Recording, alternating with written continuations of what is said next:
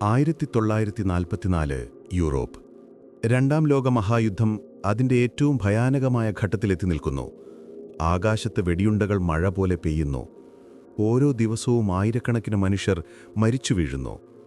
ഹിറ്റ്ലറുടെ നാസിപ്പടയെ തകർക്കാൻ അലൈഡ് ശക്തികൾ തങ്ങളുടെ സർവ്വസന്നാഹങ്ങളും ഉപയോഗിച്ച് പോരാടുന്ന സമയം. പക്ഷേ ഈ വെടിയൊച്ചകൾക്കും ബോംബ് സ്ഫോടനങ്ങൾക്കുമിടയിൽ ചരിത്രത്തിൻ്റെ താളുകളിൽ ഒരിടത്തും രേഖപ്പെടുത്താതെ പോയ അതീവ രഹസ്യമായൊരു നീക്കം നടക്കുന്നുണ്ടായിരുന്നു. അതൊരു വിചിത്രമായ കാഴ്ചയായിരുന്നു. ഫ്രാൻസിലെ ഒരു മൂടൽമഞ്ഞ് നിറഞ്ഞ പ്രഭാതം. ദൂരെ നിന്ന് നോക്കുമ്പോൾ അമേരിക്കൻ സൈന്യത്തിൻ്റെ ഒരു വമ്പൻ ടാങ്ക് അഥവാ ഷെർമൻ ടാങ്ക് യുദ്ധക്കളത്തിലേക്ക് നീങ്ങുന്നത് കാണാം. അതിൻ്റെ കൂറ്റൻ തോക്കുകൾ ശത്രുവിന് നേരെ തിരിഞ്ഞു നിൽക്കുന്നു.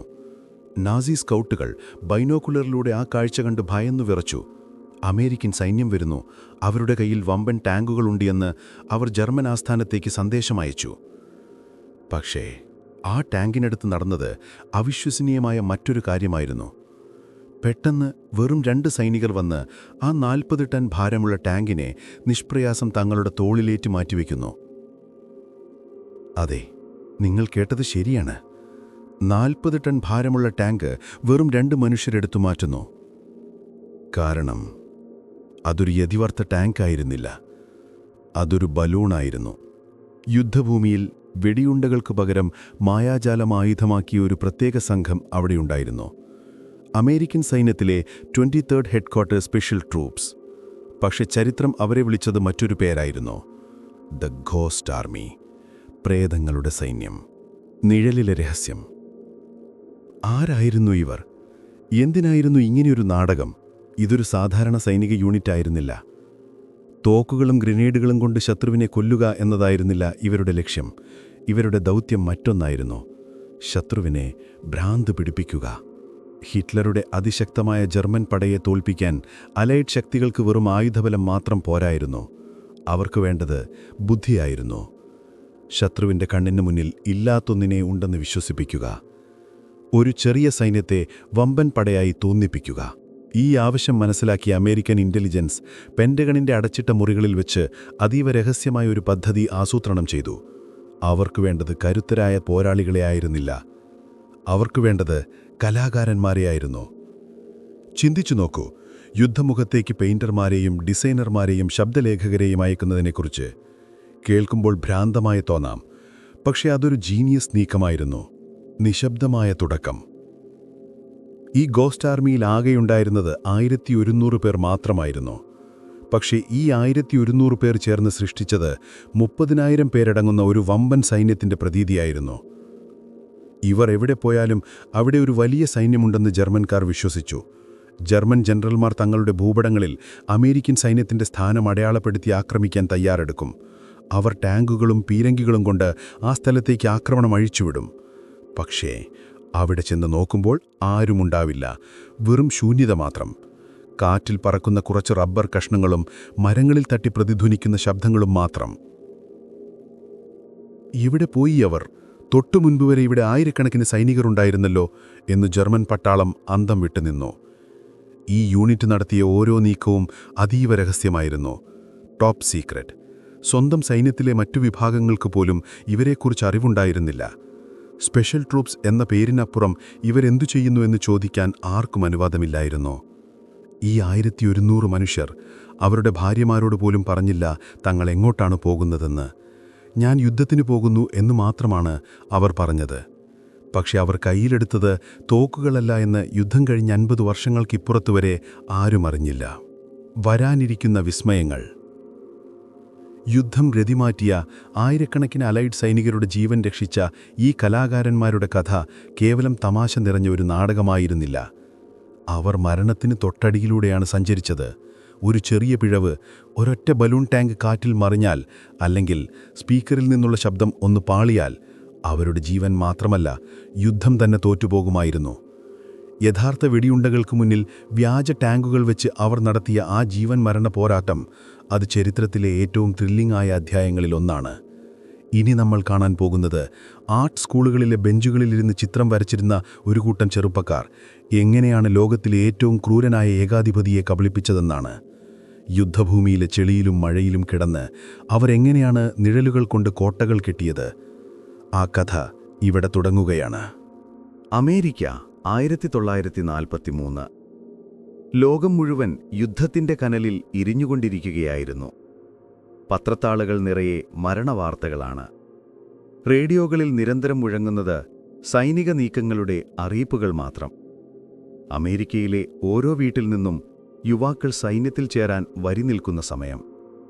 രാജസ്നേഹം തിരതല്ലുന്ന തെരുവുകൾ. സാധാരണയായി സൈന്യം തിരയുന്നത് ആരെയാണ്? കരുത്തരായ, തടിമിടുക്കുള്ള, കിലോമീറ്ററുകൾ ഓടാൻ കഴിയുന്ന, മടിയില്ലാതെ കൊല്ലാൻ മനക്കരുത്തുള്ള യുവാക്കളെ. എന്നാൽ അമേരിക്കൻ മിലിറ്ററി ഹെഡ്ക്വാർട്ടേഴ്സിലെ ചില രഹസ്യ ഉദ്യോഗസ്ഥർ, റിക്രൂട്ടേഴ്സ്, അന്ന് തിരഞ്ഞത് അങ്ങനെയുള്ളവരെ ആയിരുന്നില്ല. അവർ ആയുധപ്പുരകളിലേക്കല്ല പോയത്.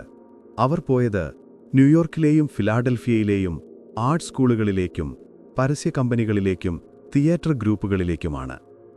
ഇത് കേൾക്കുമ്പോൾ തന്നെ ഒരു വിരോധാഭാസം തോന്നുന്നില്ലേ? ഒരു വശത്ത് ചോര ചിന്തുന്ന യുദ്ധം, മറുവശത്ത് നിറങ്ങളും വരകളും കൊണ്ട് സ്വപ്നങ്ങൾ നെയ്യുന്ന കലാകാരന്മാർ.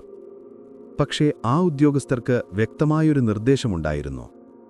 ഞങ്ങൾക്ക് വേണ്ടത് തോക്കുപിടിക്കാൻ അറിയുന്നവരെയല്ല, ഞങ്ങൾക്ക് വേണ്ടത് ഭാവന അഥവാ ഇമാജിനേഷൻ ഉള്ളവരെയാണ്.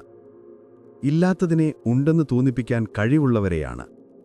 അങ്ങനെ ആ റിക്രൂട്ട്മെന്റ് ഡ്രൈവ് ആരംഭിച്ചു. ആരാണ് ആ തിരഞ്ഞെടുക്കപ്പെട്ടവർ? The chosen ones. പ്രശസ്തമായ പ്രാറ്റ് ഇൻസ്റ്റിറ്റ്യൂട്ട്, കൂപ്പർ യൂണിയൻ തുടങ്ങിയ ആർട്ട് കോളേജുകളിലെ ക്ലാസ് മുറികളിലിരുന്ന് ചിത്രം വരച്ചിരുന്ന വിദ്യാർത്ഥികൾക്ക് മുന്നിലേക്ക് സൈനിക ഉദ്യോഗസ്ഥർ കടന്നുവന്നു. നിങ്ങളിൽ ആർക്കൊക്കെ രാജ്യത്തിനു വേണ്ടി വ്യത്യസ്തമായൊന്ന് ചെയ്യാൻ കഴിയും എന്ന ചോദ്യം അവർ ചോദിച്ചു. അങ്ങനെ തിരഞ്ഞെടുക്കപ്പെട്ടവരിൽ ആരൊക്കെ ഉണ്ടായിരുന്നു എന്ന് നോക്കാം. പിൽക്കാലത്ത് ലോകപ്രശസ്തരായ പലരും അന്ന് ആ കൂട്ടത്തിലുണ്ടായിരുന്നു. ബിൽ ബ്ലാസ്, പിൽക്കാലത്ത് അമേരിക്ക കണ്ട ഏറ്റവും വലിയ ഫാഷൻ ഡിസൈനർമാരിലൊരാൾ. അന്ന് അയാൾ വെറുമൊരു വിദ്യാർത്ഥിയായിരുന്നു. എൽസ്വർത്ത് കെല്ലി, ആധുനിക ചിത്രകലയിലെ അതികായൻ. ആർത്തർ സിംഗർ, ലോകപ്രശസ്തനായ വൈൽഡ് ലൈഫ് ആർട്ടിസ്റ്റ്. ഇവരെ കൂടാതെ തിയേറ്റർ സെറ്റ് ഡിസൈനർമാർ, ആർക്കിടെക്റ്റുകൾ, ശില്പികൾ, സൗണ്ട് എഞ്ചിനീയർമാർ, കാർട്ടൂണിസ്റ്റുകൾ, അങ്ങനെ തികച്ചും നോൺ മിലിറ്ററിയായ ഒരു കൂട്ടം ചെറുപ്പക്കാർ. അവർക്ക് യുദ്ധമെന്താണെന്നറിയില്ലായിരുന്നു, തോക്കുപിടിക്കാൻ അറിയില്ലായിരുന്നു. പലരും ജീവിതത്തിൽ ഒരിക്കൽ പോലും അക്രമം കണ്ടിട്ടില്ലാത്തവരായിരുന്നു. ക്രിയേറ്റീവായ എന്തോ ഒന്ന് ചെയ്യാം എന്ന വാഗ്ദാനത്തിൽ മാത്രമാണ് അവർ സൈന്യത്തിൽ ചേർന്നത്. ഇവരെ എല്ലാവരെയും ചേർത്ത് രൂപീകരിച്ചതാണ് ദ 603 കാമോഫ്ലേജ് എഞ്ചിനീയേഴ്സ്, ഗോസ്റ്റ് ആർമിയുടെ നട്ടെല്ല. Camp Forrest, Tennessee, the clash of cultures. തിരഞ്ഞെടുക്കപ്പെട്ട ഈ കലാകാരന്മാരെ കൊണ്ടുപോയത് ടെന്നസിയിലെ ക്യാമ്പ് ഫോറസ്റ്റ് എന്ന സൈനിക താവളത്തിലേക്കാണ്. അവിടെ എത്തിയപ്പോഴാണ് കാര്യങ്ങളുടെ ഗൗരവം അവർക്ക് മനസ്സിലായത്. അതൊരു പിക്നിക് ആയിരുന്നില്ല.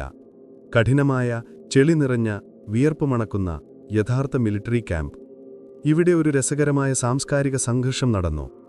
ഒരു വശത്ത് കണിശക്കാരായ മിലിറ്ററി സാർജന്റുമാർ. അവർ കച്ചടക്കമാണ് പ്രധാനം. ഷൂസ് പോളിഷ് ചെയ്യണം, യൂണിഫോം വടിപോലെയിരിക്കണം, നടക്കുമ്പോൾ ഒരേ താളത്തിൽ നടക്കണം. മറുവശത്ത് നമ്മുടെ കലാകാരന്മാർ. അവർ സ്വതന്ത്ര ചിന്താഗതിക്കാരാണ്, ഫ്രീ സ്പിരിറ്റ്സ്. മുടി നീട്ടി വളർത്തിയവർ, യൂണിഫോമിൽ ചിത്രം വരയ്ക്കുന്നവർ, മാർച്ച് പാസ്റ്റിനിടയിൽ പൂമ്പാറ്റകളെ നോക്കി നിൽക്കുന്നവർ. സാർജന്റുമാർ അലറി വിളിച്ചു, നിങ്ങളൊക്കെ എന്തുതരം പട്ടാളക്കാരാണ്? നേരെ നിൽക്കടാ. പക്ഷേ ബാരക്കുകൾക്കുള്ളിൽ മറ്റൊരു ലോകമായിരുന്നു. മറ്റു സൈനികർ അവധി സമയങ്ങളിൽ ചീട്ട് കളിക്കുകയോ മദ്യപിക്കുകയോ ചെയ്യുമ്പോൾ ഈ 103-ാം യൂണിറ്റിലെ അംഗങ്ങൾ ചെയ്തത് മറ്റൊന്നായിരുന്നു. അവർ ക്യാമ്പിലെ ചുമരുകളിൽ ചിത്രം വരച്ചു, സുഹൃത്തുക്കളുടെ സ്കെച്ചുകൾ തയ്യാറാക്കി. അവരുടെ ഡയറികൾ നിറയെ കാർട്ടൂണുകളായിരുന്നു. ക്യാമ്പിലെ നാടകങ്ങൾക്ക് വേണ്ടി അവർ അത്ഭുതകരമായ വേഷങ്ങൾ നിർമ്മിച്ചു. ഒരു സാധാരണ മിലിറ്ററി ക്യാമ്പ് പെട്ടെന്നൊരു ആർട്ട് സ്റ്റുഡിയോ ആയി മാറിയ അവസ്ഥ. അവർക്കറിയില്ലായിരുന്നു തങ്ങളുടെ ഈ കഴിവുകൾ വൈകാതെ തന്നെ യുദ്ധക്കളത്തിൽ ജർമ്മൻ സൈന്യത്തെ കബളിപ്പിക്കാൻ പോകുന്നു എന്ന. ദൗത്യം വെളിപ്പെടുന്നു. The mission revealed. ആഴ്ചകൾ നീണ്ട കഠിനമായ ശാരീരിക പരിശീലനത്തിന് ശേഷം ഒരു ദിവസം അവരെല്ലാവരും ഒരു വലിയ ഹാളിൽ വിളിച്ചുകൂട്ടപ്പെട്ടു. അവിടെ വെച്ചാണ് ആ സത്യം അവർ അറിഞ്ഞത്. ഉന്നത ഉദ്യോഗസ്ഥർ ഒരു വലിയ സ്ക്രീനിൽ ചില ചിത്രങ്ങൾ കാണിച്ചു. അത് ടാങ്കുകളോ വിമാനങ്ങളോ ആയിരുന്നില്ല. അത് പ്രകൃതിയിലെ ചില ജീവികളായിരുന്നു. ഓന്ത് നിറം മാറുന്നത്, ചില ഷഡ്പദങ്ങൾ ഇലകൾ പോലെ വേഷം മാറുന്നത്. ഒരു കേണൽ മൈക്കിലൂടെ പറഞ്ഞു, പ്രകൃതിയിൽ അതിജീവനം എന്നത് ശക്തിയുള്ളവന്റെ മാത്രം അവകാശമല്ല, അത് ബുദ്ധിയുള്ളവന്റെ കൂടിയാണ്. ശത്രുവിനു മുന്നിൽ മറഞ്ഞിരിക്കുക, അല്ലെങ്കിൽ ശത്രുവിനെ തെറ്റിദ്ധരിപ്പിക്കുക, അതാണ് ക്യാമഫ്ലാഷ്. തുടർന്ന് അദ്ദേഹം പറഞ്ഞു, നിങ്ങളുടെ ജോലി ജർമ്മൻകാരെ കൊല്ലലല്ല, നിങ്ങളുടെ ജോലി അവരെ കബളിപ്പിക്കലാണ്. യുദ്ധം ഒരു സ്റ്റേജാണ്, നിങ്ങളാണ് അതിലെ അഭിനേതാക്കൾ. അതൊരു വലിയ തിരിച്ചറിവായിരുന്നു. തങ്ങളൊരു വ്യാജ സൈന്യമാണ് എന്നവർ മനസ്സിലാക്കി. പക്ഷെ അവർ കരുതിയത് പെയിന്റിംഗ് മാത്രമായിരിക്കും തങ്ങളുടെ ജോലി എന്നാണ്. ടാങ്കുകൾക്ക് പച്ചയും തവിട്ടും നിറമടിച്ച് കാട്ടിലൊളിപ്പിക്കുക, ട്രക്കുകൾക്ക് മുകളിൽ ഇലകൾ വച്ചുപിടിപ്പിക്കുക, ഇതൊക്കെയായിരുന്നു ആദ്യഘട്ടത്തിൽ അവർ പ്രതീക്ഷിച്ചത്. എന്നാൽ പെൻഡഗണിന് അവരെക്കുറിച്ച് ഇതിലും വലിയ പദ്ധതികളുണ്ടായിരുന്നു. റബ്ബർ ടാങ്കുകൾ എത്തുമ്പോൾ എൻറ്റർ ദ ഇൻഫ്ലേറ്റബിൾസ്. ഒരു ദിവസം രാത്രി അതീവ രഹസ്യമായി കുറച്ചു വലിയ പെട്ടികൾ ക്യാമ്പിൽ വന്നിറങ്ങി. ഉദ്യോഗസ്ഥർ ആ കലാകാരന്മാരോട് പറഞ്ഞു, ഇത് തുറക്കൂ. അവർ ആ പെട്ടികൾ തുറന്നു. ഉള്ളിൽ കട്ടിയുള്ള റബ്ബർ കൂമ്പാരങ്ങൾ. എന്താണിതെന്ന് അവർക്ക് മനസ്സിലായില്ല. കൂടെയുണ്ടായിരുന്ന എയർ കംപ്രസറുകൾ പ്രവർത്തിപ്പിക്കാൻ അവർക്ക് നിർദ്ദേശം ലഭിച്ചു. അവർ അത് പമ്പ് ചെയ്യാൻ തുടങ്ങി. പതുക്കെ പതുക്കെ ആ റബ്ബർ കൂമ്പാരം വീർത്തുവരാൻ തുടങ്ങി. ആദ്യം അതൊരു വികൃതമായ രൂപമായിരുന്നു. എന്നാൽ കാറ്റ് നിറഞ്ഞു കഴിഞ്ഞപ്പോൾ അവരുടെ കൺമുന്നിൽ ഒരു 30 ടൺ ഷെർമൻ ടാങ്ക് പ്രത്യക്ഷപ്പെട്ടു. യഥാർത്ഥ ടാങ്ക് പോലെ തന്നെ ഇരിക്കുന്നു. അതിന്റെ പീരങ്കിക്കുഴൽ, അതിന്റെ ചങ്ങലകൾ, ട്രാക്സ്, അതിന്റെ ആകൃതി എല്ലാം കൃത്യം. പക്ഷെ തൊട്ടുനോക്കിയാൽ അത് വെറും റബ്ബർ ബലൂണാണ്. കൈകൊണ്ട് തള്ളിയാൽ അത് മറിഞ്ഞു വീഴും. ആ കലാകാരന്മാർ അത്ഭുതത്തോടെയും ചിരിയോടെയും അത് നോക്കി നിന്നു. നമ്മൾ ഇതുകൊണ്ടാണോ ഹിറ്റ്ലറോട് യുദ്ധം ചെയ്യാൻ പോകുന്നത്? ആരോ ചോദിച്ചു. അതെ, ഇതുകൊണ്ട്, ഉദ്യോഗസ്ഥൻ മറുപടി പറഞ്ഞു.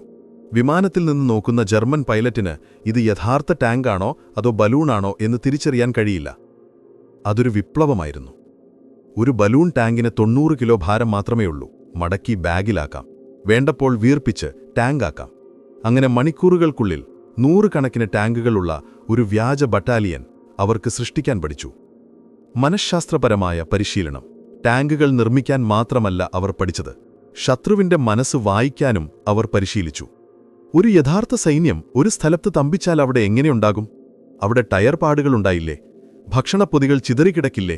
തുണികൾ ഉണക്കാനിട്ടിട്ടുണ്ടാകില്ലേ? ഇതെല്ലാം കൃത്രിമമായി സൃഷ്ടിക്കാൻ. അതായത് വെറും ബലൂൺ ടാങ്കുകൾ വച്ചാൽ പോരാ, ആ സ്ഥലം കണ്ടാൽ അവിടെ മനുഷ്യർ ജീവിക്കുന്നുണ്ടെന്ന് തോന്നണം. അവർ ബുൾഡോസറുകൾ ഉപയോഗിച്ച് മണ്ണിൽ വ്യാജ ടയർ പാടുകൾ ഉണ്ടാക്കി. ഒഴിഞ്ഞ ഭക്ഷണ ടിന്നുകൾ അവിടെയിവിടെയായി ഇട്ടു. രാത്രിയിൽ തീയിട്ട് പുക ഉണ്ടാക്കി. അവർ വെറും പട്ടാളക്കാരല്ല, മറിച്ച് സീൻ ക്രിയേറ്റേഴ്സ് ആയിരുന്നു. യാത്രയ്ക്ക് തയ്യാറെടുക്കുന്നു. 1944 മെയ് മാസം. പരിശീലനം പൂർത്തിയായി. യൂറോപ്പിലേക്കുള്ള കപ്പൽ കയറാൻ അവർ തയ്യാറായി. അപ്പോഴും ഈ യൂണിറ്റിലെ പലർക്കും ഉള്ളിന്റെ ഭയമുണ്ടായിരുന്നു. നമ്മുടെ കയ്യിലുള്ളത് റബ്ബർ ടാങ്കുകളാണ്. ജർമ്മൻകാരത് തിരിച്ചറിഞ്ഞാൽ അവർ വെടിവീർത്തിയാൽ ഈ ബലൂണുകൾ പൊട്ടിത്തെറിക്കില്ലേ? അതോടൊപ്പം നമ്മളും മരിക്കില്ലേ? അതൊരു വലിയ ചോദ്യമായിരുന്നു. നമുക്ക് നൽകിയ ആയുധം കള്ളത്തരം അല്ലെങ്കിൽ ഡിസെപ്ഷൻ മാത്രമാണ്. അതിന് ജീവൻ രക്ഷിക്കാൻ കഴിയില്ല. ശത്രുവിനെ പറ്റിക്കാൻ മാത്രമേ കഴിയൂ. പറ്റിക്കൽ പാളിയാൽ മരണം ഉറപ്പ്. കപ്പൽ ന്യൂയോർക്ക് തുറമുഖം വിടുമ്പോൾ ആർട്ട് സ്കൂളിൽ നിന്ന് വന്ന ആ ചെറുപ്പക്കാർ കപ്പലിന്റെ ഡെക്കിൽ നിന്ന് അമേരിക്കയെ നോക്കി. തങ്ങൾ പോയിരുന്നത് ചരിത്രത്തിലെ ഏറ്റവും വലിയ യുദ്ധത്തിലേക്കാണ്. കയ്യിൽ നിറം പിടിച്ച ബലൂണുകളുമായി ലോകത്തിലെ ഏറ്റവും ക്രൂരമായ സൈന്യത്തെ നേരിടാൻ. കടലിലെ ഉപ്പുകാറ്റിനൊപ്പം വരാനിരിക്കുന്ന വലിയൊരു കൊടുങ്കാറ്റിന്റെ മണം അവർക്ക് ലഭിച്ചു തുടങ്ങിയിരുന്നു. എന്നാൽ അവർക്കറിയില്ലായിരുന്നു, അവർ പോകുന്നത് വെറും യുദ്ധത്തിലേക്കല്ല, മറിച്ച് ചരിത്രം ഇന്നുവരെ കണ്ടിട്ടില്ലാത്ത ഒരു ഗ്രാൻഡ് മാജിക് ഷോ അവതരിപ്പിക്കാനാണെന്ന്. France, 1944 July. നോർമണ്ടി തീരത്തെ ചരിത്രപ്രസിദ്ധമായ ഡി-ഡേ ലാൻഡിങ്ങിന് ശേഷം ഏതാനും ആഴ്ചകൾ പിന്നിട്ടിരിക്കുന്നു. അലൈഡ് സൈന്യം ഫ്രാൻസിലേക്ക് കടന്നിട്ടുണ്ടെങ്കിലും ജർമ്മൻ പട ശക്തമായി തന്നെ തിരിച്ചടിക്കുകയാണ്. ഓരോ ഇഞ്ച് സ്ഥലത്തിനും വേണ്ടി രക്തരൂക്ഷിതമായ പോരാട്ടം നടക്കുന്നു. ഈ നരകതുല്യമായ സാഹചര്യത്തിലേക്കാണ് നമ്മുടെ ഗോസ്റ്റ് ആർമി അഥവാ 23rd ഹെഡ്ക്വാർട്ടേഴ്സ് സ്പെഷ്യൽ ട്രൂപ്സ് വന്നിറങ്ങുന്നത്. അവർക്ക് ലഭിച്ച ആദ്യത്തെ വലിയ ദൗത്യം ലളിതമെന്ന് തോന്നാം, പക്ഷേ നടപ്പിലാക്കാൻ അങ്ങേയറ്റം അപകടകരമായിരുന്നു. ജർമ്മൻകാരുടെ കൺമുന്നിൽ വെച്ച് ഇല്ലാത്ത ഒരു സൈന്യത്തെ സൃഷ്ടിക്കുക. അതൊരു പരീക്ഷണമായിരുന്നു. അമേരിക്കൻ മിലിറ്ററി ചരിത്രത്തിൽ ഇന്നുവരെ ആരും ചെയ്തിട്ടില്ലാത്ത ഒന്ന്. പെൻഡഗണിന്റെ മുറികളിലിരുന്ന് വരച്ച പദ്ധതികൾ യഥാർത്ഥ യുദ്ധഭൂമിയിലെ ചെളിയിലും മഴയിലും വിജയിക്കുമോ എന്ന് തെളിയിക്കേണ്ട സമയം. Rubber Sherman. നമുക്ക് ആ ആയുധത്തെ ഒന്ന് പരിചയപ്പെടാം. അമേരിക്കൻ സൈന്യത്തിൻ്റെ നട്ടെല്ലായിരുന്നു M4 ഷെർമൻ ടാങ്ക്. 30 ടൺ ഭാരം, ഉരുക്കിൽ തീർത്ത വമ്പൻ കോട്ട, ശത്രുവിൻ്റെ പേടിസ്വപ്നം. എന്നാൽ ഗോസ്റ്റ് ആർമിയുടെ കൈവശമുണ്ടായിരുന്നത് M4 ക്യാമഫ്ലാഷ് ടാങ്ക് ആയിരുന്നു. കാഴ്ചയിലിത് ഒറിജിനൽ ടാങ്കിൻ്റെ തനി പകർപ്പ്. അതേ വലിപ്പം, അതേ ആകൃതി, പീരങ്കിക്കുഴലിൻ്റെ നീളം പോലും കൃത്യം. പക്ഷേ ഇതിൻ്റെ നിർമ്മാണ വസ്തു ഉരുക്കല്ല, മറിച്ച് കട്ടിയുള്ള റബ്ബറും ക്യാൻവാസും അഥവാ റബ്ബറൈസ്ഡ് ഫാബ്രിക്കായിരുന്നു. ഭാരമോ വെറും 93 പൗണ്ട്, അതായത് ഏകദേശം 42 കിലോ മാത്രം. ഒന്ന് ആലോചിച്ചു നോക്കൂ, 30,000 കിലോ ഭാരമുള്ള ഒരു യുദ്ധയന്ത്രത്തെ വെറും 40 കിലോയിലേക്ക് ചുരുക്കിയിരിക്കുന്നു. ഇതൊരു ന്യൂമാറ്റിക് അത്ഭുതമായിരുന്നു. മടക്കിവെച്ചാൽ ഒരു വലിയ ബാഗിനുള്ളിൽ ഒതുങ്ങുന്ന ടാങ്ക്. യുദ്ധഭൂമിയിൽ എവിടെയാണോ വേണ്ടത് അവിടെ ഈ ബാഗ് തുറക്കുന്നു, എയർ കംപ്രസറുകൾ ഘടിപ്പിക്കുന്നു. ഏകദേശം 20-30 മിനിറ്റിനുള്ളിൽ നിലത്ത് കിടക്കുന്ന റബ്ബർ കൂമ്പാരം വീർത്തുവന്ന് ഒരു ഭീമാകാരമായ ടാങ്കായി മാറുന്നു. പക്ഷേ അതത്ര എളുപ്പമായിരുന്നില്ല. ഇരുട്ടിലെ operation, the night shift. Ghost ആർമിയുടെ പ്രവർത്തനം എപ്പോഴും രാത്രിയിലാണ്. സൂര്യൻ അസ്തമിക്കുകയും ഇരുട്ടു വീഴുകയും ചെയ്യുമ്പോൾ സാധാരണ സൈനികർ വിശ്രമിക്കാൻ തുടങ്ങും. എന്നാൽ ഗോസ്റ്റ് ആർമിയുടെ ജോലി തുടങ്ങുന്നത് അപ്പോഴാണ്. ഒരു ദിവസം രാത്രി ഫ്രാൻസിലെ ഒരു വിജനമായ വയലിൽ അവരെത്തിച്ചേർന്നു. ജർമ്മൻ നിരീക്ഷണ പോസ്റ്റുകളിൽ നിന്ന് അധികം അകലെയല്ലായിരുന്നു ആ സ്ഥലം. അവർ ട്രക്കുകളിൽ നിന്ന് വലിയ ഭാണ്ഡക്കെട്ടുകൾ ഇറക്കി. ചുറ്റും കൂരിരുട്ടാണ്, ടോർച്ച് തെളിക്കാൻ അനുവാദമില്ല. ഒരു ചെറിയ വെളിച്ചം പോലും ശത്രുവിൻ്റെ സ്നൈപ്പർമാരെ ക്ഷണിച്ചു വരുത്തും. വേഗം, സൂര്യൻ ഉദിക്കുന്നതിന് മുമ്പ് നമുക്കിവിടെ ഒരു ബറ്റാലിയൻ ഉണ്ടാക്കണം, സർജന്റ് മന്ത്രിച്ചു. ആ കലാകാരന്മാർ പണി തുടങ്ങി. എയർ കംപ്രസറുകൾ പ്രവർത്തിപ്പിക്കണം, പക്ഷേ അവയ്ക്ക് വലിയ ശബ്ദമാണ്. ആ ശബ്ദം കേട്ടാൽ ജർമ്മൻകാർക്ക് മനസ്സിലാകും അവിടെ എന്തോ പണി നടക്കുന്നുണ്ടെന്ന്. അതുകൊണ്ട് അവർ കംപ്രസറുകൾക്ക് ചുറ്റും പുതപ്പുകളും മണൽച്ചാക്കുകളും വെച്ച് ശബ്ദം പുറത്തു കേൾക്കാത്ത രീതിയിൽ മറച്ചു. Sound proofing. ശ്വാസമടക്കിപ്പിടിച്ചുള്ള നിമിഷങ്ങൾ. ഓരോ ടാങ്കും വീർത്തുവരുമ്പോൾ അവർക്ക് ആശ്വാസവും ഒപ്പം ഭയവും തോന്നി. കാറ്റുകൊണ്ട് നിർമ്മിച്ച ടാങ്കുകൾക്ക് ഒരു കുഴപ്പമുണ്ട്, അവയ്ക്ക് ഭാരമില്ല. ചെറിയൊരു കാറ്റടിച്ചാൽ അവ പറന്നുപോകാം, അല്ലെങ്കിൽ മറിഞ്ഞു വീഴാം. ഒരു ടാങ്ക് കാറ്റിൽ മറിഞ്ഞു വീണാൽ അത് കാണുന്ന ജർമ്മൻകാരൻ എന്തു വിചാരിക്കും? അതാ ഒരു ടാങ്ക് തലകുത്തി നിൽക്കുന്നു എന്നവൻ റിപ്പോർട്ട് ചെയ്താൽ അതോടെ ഗോസ്റ്റ് ആർമിയുടെ രഹസ്യം പരസ്യമാകും. അതുകൊണ്ട് ഓരോ റബ്ബർ ടാങ്കും തറയിൽ ഉറപ്പിച്ചു നിർത്താൻ അവർ കയറുകളും മണൽച്ചാക്കുകളും ഉപയോഗിച്ചു. രാവിലെയായപ്പോഴേക്കും ആ വിജനമായ വയൽ നൂറുകണക്കിന് ടാങ്കുകൾ നിരന്നുകിടക്കുന്ന ഒരു വലിയ യുദ്ധസന്നാഹമായി മാറി. വിശദാംശങ്ങളിലെ കല, ദി ആർട്ട് ഓഫ് ഡീറ്റെയിൽ. വെറുതെ കുറെ റബ്ബർ ടാങ്കുകൾ നിരത്തിവെച്ചാൽ ജർമ്മൻകാർ വിശ്വസിക്കുമോ? ഇല്ല. ജർമ്മൻ ഇന്റലിജൻസ് അത്ര വിഡ്ഢികളല്ല. അവർ ആകാശത്ത് നിന്ന് നിരീക്ഷിക്കും. Arial reconnaissance. ഇവിടെയാണ് ഗോസ്റ്റ് ആർമിയിലെ കലാകാരന്മാരുടെ അഥവാ ആർട്ടിസ്റ്റുകളുടെ ബുദ്ധി പ്രവർത്തിച്ചത്. അവർക്കറിയാമായിരുന്നു ഒരു പെയിന്റിംഗ് റിയലിസ്റ്റിക് ആകണമെങ്കിൽ അതിലെ ചെറിയ ഡീറ്റെയിൽസ് പ്രധാനമാണെന്ന്. ടാങ്കുകൾ മാത്രം പോരാ, ഒന്ന് ട്രാക്ക് മാർക്കുകൾ. 30 ടൺ ഭാരമുള്ള ടാങ്കോടിയാൽ മണ്ണിൽ ആഴത്തിൽ പാടുകൾ വീഴില്ലേ? റബ്ബർ ടാങ്കിന് അതില്ല. അതുകൊണ്ട് ആർട്ട് യൂണിറ്റിലെ ഒരു വിഭാഗം ബുൾഡോസറുകൾ കൊണ്ടുവന്ന് മണ്ണിൽ കുഴികളുണ്ടാക്കി ടാങ്കുകൾ ഓടിവന്ന വഴിക്ക് കൃത്രിമമായ ടയർപാടുകൾ അവർ സൃഷ്ടിച്ചു. അത് ആകാശത്ത് നിന്ന് നോക്കുമ്പോൾ ഇവിടെ ഭാരമേറിയ വാഹനങ്ങൾ കടന്നുപോയിട്ടുണ്ട് എന്ന് തോന്നിപ്പിക്കും.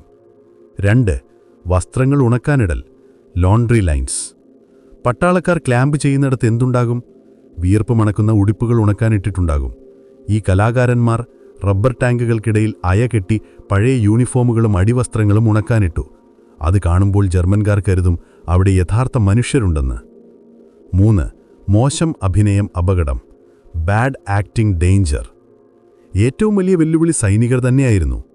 ചിലപ്പോൾ മറവി കൊണ്ട് ഏതെങ്കിലും സൈനികൻ റബ്ബർ ടാങ്കിൽ ചാരി നിൽക്കാൻ ശ്രമിക്കും. ഒറിജിനൽ ടാങ്ക് ആണെങ്കിൽ ഒന്നും സംഭവിക്കില്ല. പക്ഷേ ഇതൊരു ബലൂണാണ്.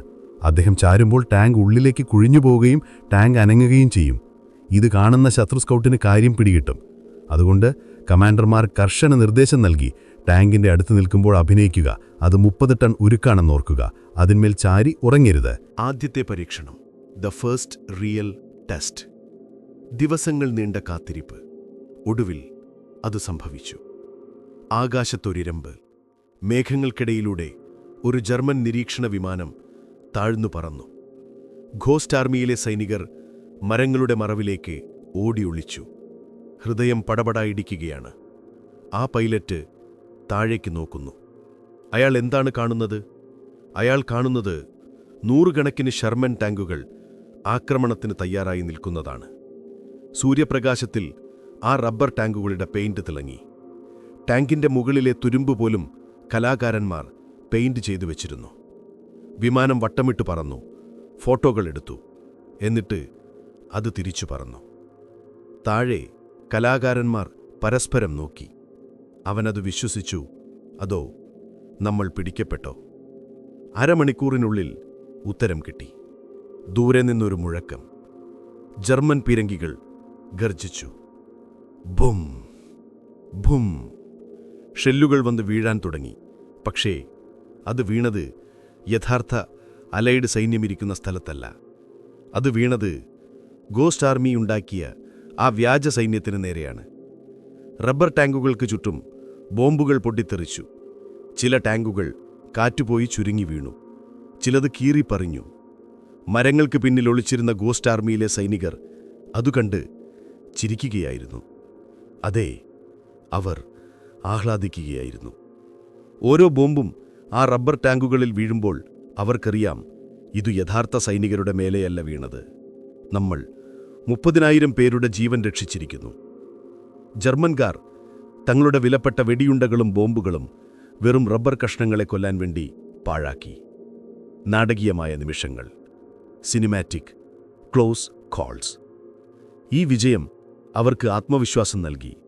പക്ഷേ അപകടങ്ങളും ഒപ്പമുണ്ടായിരുന്നു. ഒരിക്കൽ 2 ഫ്രഞ്ച് കർഷകർ അവരുടെ ബൈക്കിൽ അതുവഴി വന്നു. അവർ നോക്കുമ്പോൾ 4 അമേരിക്കൻ സൈനികർ ചേർന്നൊരു ഭീമാകാരമായ ടാങ്കിനെ കൈകൊണ്ട് പൊക്കി മാറ്റിവെക്കുന്നു. കർഷകർ അമ്പരന്നു പോയി. അമേരിക്കക്കാർ ഇത്ര ശക്തിയുള്ളവരാണോ? സൈനികർ പെട്ടെന്ന് കാര്യം മനസ്സിലാക്കി. അവരിൽ ഒരാൾ കർഷകരോട് പറഞ്ഞു, ഇതൊരു പുതിയ രഹസ്യായുധമാണ്, ആന്റി ഗ്രാവിറ്റി ടാങ്ക്. കർഷകർ അത് വിശ്വസിച്ച് തലയാട്ടിപ്പോയി. മറ്റൊരിക്കൽ അതിശക്തമായ കാറ്റടിച്ചു. തറയിലുറപ്പിച്ചു വച്ചിരുന്ന ഒരു ടാങ്കിന്റെ കയറ് പൊട്ടി. ആ 40 കിലോ ടാങ്ക് കാട്ടിൽ പറന്നൊരു പട്ടം പോലെ ആകാശത്തേക്ക് ഉയർന്നു. സൈനികർ അതിന്റെ പിന്നാലെ ഓടി. പിടിക്കടാ അതിനെ, ടാങ്ക് പറന്നുപോകുന്നു. ഭാഗ്യത്തിന് ജർമ്മൻകാർ ആ കാഴ്ച കണ്ടില്ല. കണ്ടിരുന്നെങ്കിൽ അമേരിക്കക്കാർക്ക് പറക്കും ടാങ്കുകളുണ്ട് എന്ന് ഹിറ്റ്ലർക്ക് റിപ്പോർട്ട് പോയേനെ. യുദ്ധം എന്ന കല. ഈ അധ്യായം അവസാനിക്കുമ്പോൾ നമ്മൾ മനസ്സിലാക്കേണ്ടതിതാണ്. അവർ നിർമ്മിച്ചത് വെറും കളിപ്പാട്ടങ്ങളല്ല. അവർ യുദ്ധഭൂമിയെ ഒരു ക്യാൻവാസാക്കി മാറ്റി. ശത്രുവിൻ്റെ ഭയത്തെയാണ് അവർ വരച്ചത്. ഓരോ റബ്ബർ ടാങ്കും ഒരു കവിതയായിരുന്നു, മരണത്തെ കബളിപ്പിക്കുന്ന കവിത. പക്ഷെ കാഴ്ച കൊണ്ട് മാത്രം ശത്രുവിനെ പൂർണ്ണമായി പറ്റിക്കാൻ കഴിയില്ലെന്ന് അവർക്കറിയാമായിരുന്നു. കാഴ്ചയോടൊപ്പം ശബ്ദവും വേണം. ടാങ്കുകളുണ്ടെങ്കിൽ അവയുടെ ഇരമ്പലും കെണ്ടേ. ഇല്ലാത്ത സൈന്യത്തിന് എങ്ങനെ ശബ്ദമുണ്ടാക്കും? അവിടെയാണ് ഘോസ്റ്റ് ആർമിയിലെ അടുത്ത വിഭാഗം കടന്നുവരുന്നത്, സോണിക് ഡിസെപ്ഷൻ ടീം. ശബ്ദം കൊണ്ട് യുദ്ധം ജയിച്ച വിസ്മയകരമായ കഥ. രാത്രി. സമയം 2 AM. യുദ്ധത്തിൽ രാത്രി എന്നത് പകലിനേക്കാൾ ഭയപ്പെടുത്തുന്നതാണ്. പകൽ വെളിച്ചത്തിൽ നിങ്ങൾക്ക് ശത്രുവിനെ കാണാം. അവൻ എവിടെയാണ് നിൽക്കുന്നത്, അവന്റെ കയ്യിൽ എന്തായുധമുണ്ടോ എന്ന് ബൈനോക്കുലറിലൂടെ നോക്കി മനസ്സിലാക്കാം. പക്ഷേ രാത്രിയിൽ കണ്ണ് അന്ധമാണ്. പിന്നെ പ്രവർത്തിക്കുന്നത് കാത്, ഇയർ മാത്രമാണ്. ഒരു ജർമ്മൻ സൈനികൻ കിടങ്ങിൽ കാവൽ നിൽക്കുകയാണെന്ന് കരുതുക. ചുറ്റും കൂരിരുട്ട്. പെട്ടെന്ന് ദൂരെ നിന്ന് ഒരു ശബ്ദം കേൾക്കുന്നു. ഒരു ചെറിയ കുറുകൽ. പിന്നെ അത് ഒരു ഇരമ്പലായി മാറുന്നു. ഉരുക്ക് ചങ്ങലകൾ കല്ലിൽ ഉരസുന്ന ശബ്ദം. ഡീസൽ എഞ്ചിനുകൾ മുരളുന്ന ശബ്ദം. ആയിരക്കണക്കിന് പട്ടാളക്കാർ മാർച്ച് ചെയ്യുന്ന ശബ്ദം. അവൻ പേടിയോടെ തന്റെ കമാൻഡറെ വിളിച്ചുണർത്തുന്നു. സാർ, എഴുന്നേൽക്കൂ, അമേരിക്കക്കാർ വരുന്നു. ശബ്ദം കേൾക്കുന്നില്ലേ? അതൊരു വലിയ ടാങ്ക് ഡിവിഷനാണ്. അവർ തൊട്ടടുത്തെത്തി. ജർമ്മൻ ക്യാമ്പിൽ അപായ സൈറണുകൾ മുഴങ്ങുന്നു. എല്ലാവരും തോക്കുകളുമായി ഓടുന്നു. പീരങ്കികൾ ആ ശബ്ദം കേൾക്കുന്ന ഭാഗത്തേക്ക് തിരിച്ചുവയ്ക്കുന്നു. അവർ വെടിവയ്ക്കാൻ തുടങ്ങുന്നു. പക്ഷേ ആ ഇരുട്ടിൽ യഥാർത്ഥത്തിൽ ആരുമുണ്ടായിരുന്നില്ല. ടാങ്കുകളുണ്ടായിരുന്നില്ല, സൈനികരുണ്ടായിരുന്നില്ല. ആകെയുണ്ടായിരുന്നത് ഒരു ട്രക്കും കുറച്ച് വമ്പൻ സ്പീക്കറുകളും മാത്രമായിരുന്നു. ഇതായിരുന്നു ഘോസ്റ്റ് ആർമിയുടെ രണ്ടാമത്തെയും ഏറ്റവും വിചിത്രവുമായ ആയുധം, sonic deception. 3132 signal service company. നമ്മൾ നേരത്തെ കണ്ടത് ചിത്രകാരന്മാരെയാണ്. അവർ പകൽ സമയത്ത് രാജാക്കന്മാരായിരുന്നു. പക്ഷേ രാത്രിയായാൽ ബലൂൺ ടാങ്കുകൾക്ക് പ്രസക്തിയില്ല. ഇരുട്ടിൽ ബലൂൺ ആരും കാണില്ല. അവിടെയാണ് 3132 സിഗ്നൽ സർവീസ് കമ്പനിയുടെ രംഗപ്രവേശം. ഇവർ സാധാരണ പട്ടാളക്കാരായിരുന്നില്ല. ഇവർ സൗണ്ട് എഞ്ചിനീയർമാരും ടെക്നീഷ്യന്മാരുമായിരുന്നു. അവരുടെ ആയുധം തോക്കുകളല്ല, മറിച്ച് ശബ്ദലേഖന വിധിയായിരുന്നു. അക്കാലത്ത് ടേപ്പ് റെക്കോർഡറുകൾ കണ്ടുപിടിച്ചിട്ടില്ല. പകരം അവർ ഉപയോഗിച്ചിരുന്നത് വയർ റെക്കോർഡറുകളായിരുന്നു. കാന്തിക ശക്തിയുള്ള ഒരു നേർത്ത കമ്പിയിലാണ് ശബ്ദം റെക്കോർഡ് ചെയ്യുന്നത്. ഈ യൂണിറ്റിന്റെ ചുമതല അതീവ ലളിതവും എന്നാൽ അപകടകരവുമായിരുന്നു. ശബ്ദം കൊണ്ട് മാത്രം ഒരു യുദ്ധം സൃഷ്ടിക്കുക. അതിനായി അവർ അമേരിക്കയിലെ ഫോർട്ട് നോക്സ് സൈനിക താവളത്തിൽ പോയി വിചിത്രമായ പല കാര്യങ്ങളും ചെയ്തു. അവർ യഥാർത്ഥ ടാങ്കുകൾ ഓടുന്ന ശബ്ദം റെക്കോർഡ് ചെയ്തു. പക്ഷേ വെറും എഞ്ചിനൊച്ച മാത്രം പോരാ, അത് വിശ്വസനീയമാകാൻ സൂക്ഷ്മ ശബ്ദങ്ങൾ വേണം. ടാങ്കിന്റെ ചങ്ങലകൾ കിലിക്കിലെന്ന് ശബ്ദിക്കുന്നത്, പാലത്തിലൂടെ വാഹനങ്ങൾ പോകുമ്പോൾ ഉണ്ടാകുന്ന ക്ലാങ് ക്ലാങ് ശബ്ദം, സൈനികർ പരസ്പരം സംസാരിക്കുന്നത്, കമാൻഡർമാർ ചീത്ത വിളിക്കുന്നത്, കരികൾ പാകം ചെയ്യുന്ന പാത്രങ്ങളുടെ ശബ്ദം. ഇതെല്ലാം അവർ അതീവ കൃത്യതയോടെ റെക്കോർഡ് ചെയ്തു. ഈ ശബ്ദങ്ങളെല്ലാം ചേർത്ത് അവർ ഒരു ശബ്ദ ലൈബ്രറി, സൗണ്ട് ലൈബ്രറി ഉണ്ടാക്കി. യുദ്ധഭൂമിയിലെ ഡിജെമാർ, ദ ഡിജെസ് ഓഫ് വാർ. ഇനി ഇത് എങ്ങനെയാണ് ശത്രുവിനെ കേൾപ്പിക്കുക? ഒരു സാധാരണ സ്പീക്കർ വെച്ചാൽ 10 മീറ്റർ അപ്പുറത്തുപോലും കേൾക്കില്ല. ഇവർക്ക് വേണ്ടത് കിലോമീറ്ററുകൾ അപ്പുറത്തുള്ള ജർമ്മൻ ബങ്കറുകളിൽ വരെ ഈ ശബ്ദമെത്തണം. അതിനായി ബെൽ ലാബ്സിലെ ശാസ്ത്രജ്ഞർ അവർക്കായി ഒരു ഭീകരൻ സ്പീക്കർ നിർമ്മിച്ചു നൽകി. 500 പൗണ്ട് ഭാരമുള്ള വമ്പൻ സ്പീക്കറുകൾ. ഇവ ഘടിപ്പിച്ചത് ഹാഫ് ട്രാക്ക് എന്ന് വിളിക്കുന്ന കവചിത വാഹനങ്ങളിലാണ്. ഈ സ്പീക്കറുകളുടെ ശക്തി അപാരമായിരുന്നു. ഇതിൽ നിന്നുള്ള ശബ്ദം 15 മൈൽ അഥവാ ഏകദേശം 24 കിലോമീറ്റർ വരെ സഞ്ചരിക്കും. യുദ്ധഭൂമിയിൽ ഇവർ പ്രവർത്തിക്കുന്നത് ഒരു ആധുനിക മ്യൂസിക് ഡിജെയെ പോലെയാണ്. ഒരു ഹാഫ് ട്രാക്കിന്റെ പിൻഭാഗത്ത് വയർ റെക്കോർഡറുകളും ആംപ്ലിഫയറുകളുമായി ഒരു ഓപ്പറേറ്റർ ഇരിക്കുന്നുണ്ടാകും. അയാളുടെ മുന്നിൽ പലതരം ട്രാക്കുകളുണ്ട്. സാഹചര്യമനുസരിച്ച് അയാൾ ശബ്ദങ്ങൾ മിക്സ് ചെയ്യും. ഇപ്പോൾ ടാങ്കുകൾ സ്റ്റാർട്ട് ചെയ്യുന്ന ശബ്ദമിടാം. കുറച്ചു കഴിയുമ്പോൾ അവ നീങ്ങുന്ന ശബ്ദം, ഇടയ്ക്ക് ഒരു ട്രക്ക് ചെളിയിൽ കുടുങ്ങുന്ന ശബ്ദം. അപ്പോഴത് കൂടുതൽ റിയലിസ്റ്റിക് ആകും. ഇങ്ങനെ ഇല്ലാത്ത ഒരു നാടകം അവർ ശബ്ദങ്ങളിലൂടെ ആകാശത്തേക്ക് തുറന്നുവിട്ടു. Operation Brest, the nightmare in Brittany. ഫ്രാൻസിലെ ബ്രിട്ടനി പ്രവിശ്യയിൽ നടന്ന ഒരു സംഭവം നോക്കാം. അവിടെ നാസി സൈന്യം ശക്തമായി നിലയുറപ്പിച്ചിരിക്കുകയാണ്. അലൈഡ് സൈന്യത്തിന് മുന്നോട്ട് നീങ്ങാൻ കഴിയുന്നില്ല. ഒരു രാത്രി ഘോസ്റ്റ് ആർമിയുടെ സോണിക് യൂണിറ്റ് കാടിന്റെ അരികിലെത്തി. അവർ തങ്ങളുടെ സ്പീക്കറുകൾ ജർമ്മൻ പാളയത്തിന് നേരെ തിരിച്ചുവച്ചു. രാത്രി 11 മണി. ഓപ്പറേറ്റർ സ്വിച്ച് ഓൺ ചെയ്തു. നിശബ്ദമായ കാടുകളിൽ പെട്ടെന്നൊരു കോലാഹലമുണ്ടായി. ആദ്യം കേട്ടത് 100 കണക്കിന് ടാങ്ക് എഞ്ചിനുകൾ ഒരേ സമയം സ്റ്റാർട്ട് ചെയ്യുന്ന ശബ്ദമാണ്. ആ ശബ്ദം കേട്ട് മരത്തിൽ ഉറങ്ങിയിരുന്ന പക്ഷികൾ ഭയന്ന് പറന്നുപോയി. പിന്നാലെ ആ ടാങ്കുകൾ മെല്ലെ നീങ്ങുന്ന ശബ്ദം, ഭൂമി കുലുങ്ങുന്നതുപോലെയുള്ള പ്രതീതി. 5 കിലോമീറ്റർ അകലെ ജർമ്മൻ സൈനികർ നടുങ്ങിപ്പോയി. മൈ ഗോഡ്, അവർ വരുന്നു, വലിയൊരു പട വരുന്നു. ജർമ്മൻ റേഡിയോകൾ ശബ്ദിച്ചു, സെക്ടർ 4ലേക്ക് ഉടൻ സഹായം വേണം, ശത്രുക്കൾ വമ്പൻ സന്നാഹങ്ങളുമായി എത്തുന്നു. ജർമ്മൻ പീരങ്കിപ്പട മുഴുവൻ ആ ദിശയിലേക്ക് തിരിഞ്ഞുവെച്ചു. അവർ ആ കാട്ടിലേക്ക് തുരുതുര വെടിയുതിർത്തു, ബോംബുകൾ വർഷിച്ചു. രാത്രി മുഴുവൻ അവർ ആ ശബ്ദത്തോട് യുദ്ധം ചെയ്തു. എന്നാൽ യഥാർത്ഥ അലൈഡ് സൈന്യം എവിടെയായിരുന്നു? അവർ ഈ സമയത്ത് നിശബ്ദരായി. ജർമ്മൻകാരുടെ ശ്രദ്ധ തിരിഞ്ഞ തക്കം നോക്കി മറ്റൊരു വശത്തുകൂടെ, അതായത് ഫ്ലാങ്കിലൂടെ ജർമ്മൻ കോട്ടയുടെ പിൻഭാഗത്തെത്തിയിരുന്നു. പുലർച്ചെയായപ്പോഴേക്കും ജർമ്മൻകാർക്ക് കാര്യം മനസ്സിലായി. തങ്ങളെ വലഞ്ഞു. അവർ വെടിവെച്ചത് വെറും കാറ്റിനെയാണ്. യഥാർത്ഥ അടി വന്നത് പിന്നിൽ നിന്നാണ്. ആ രാത്രി ഗ്രോസ്റ്റ് ആർമി ജയിച്ചത് വെടിയുണ്ടകൾ കൊണ്ടല്ല, ഡെസിബലുകൾ കൊണ്ടായിരുന്നു. മഴയും ശബ്ദവും, വെതർ ആൻഡ് അക്യൂസ്റ്റിക്സ്. ഈ ഓപ്പറേഷൻ വിചാരിക്കുന്നത്രേ എളുപ്പമായിരുന്നില്ല. ശബ്ദമെന്നത് കാറ്റിനെയും കാലാവസ്ഥയെയും ആശ്രയിച്ചിരിക്കും. കാറ്റ് എതിർദിശയിലാണ് വീശുന്നതെങ്കിൽ ശബ്ദം ശത്രുവിൻ്റെ അടുത്തെത്തില്ല. അന്തരീക്ഷത്തിൽ ഈർപ്പം കൂടുതലാണെങ്കിൽ ശബ്ദം കൂടുതൽ ദൂരം സഞ്ചരിക്കും. അതുകൊണ്ട് ഗോസ്റ്റ് ആർമിയിൽ കാലാവസ്ഥാ വിദഗ്ധരുമുണ്ടായിരുന്നു. അവർ പറയും, ഇന്നു രാത്രി കാറ്റ് അനുകൂലമാണ്, ശബ്ദം നന്നായി കേൾക്കും, നമുക്ക് സ്പീക്കറുകൾ ഓൺ ചെയ്യാം.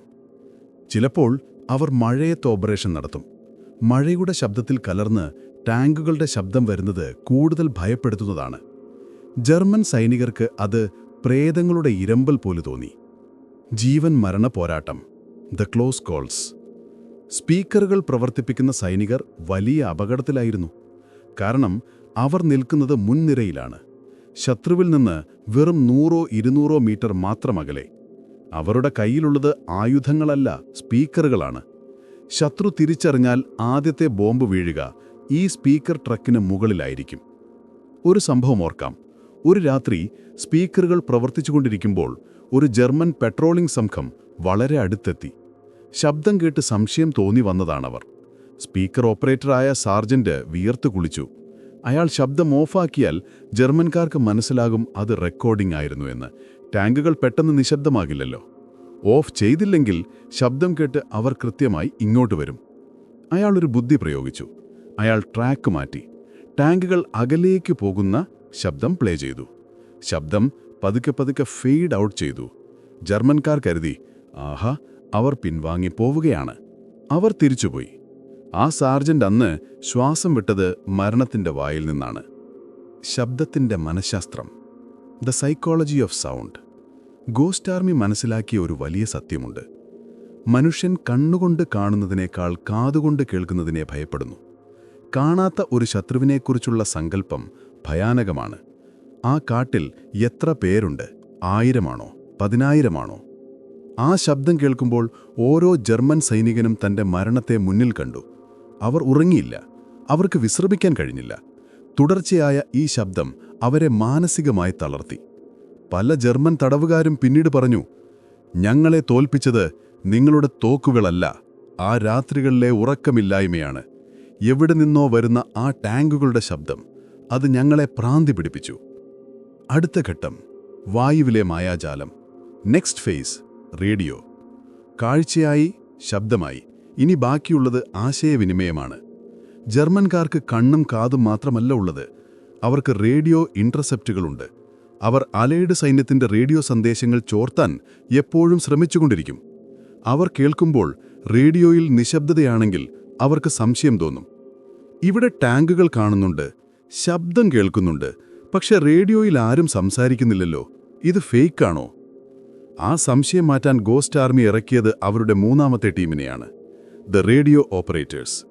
അവർ നടത്തിയ നാടകം അത് ഓസ്കാർ അവാർഡ് അർഹിക്കുന്നതായിരുന്നു. അവർ വായുവിലൂടെ നുണകൾ പറഞ്ഞു.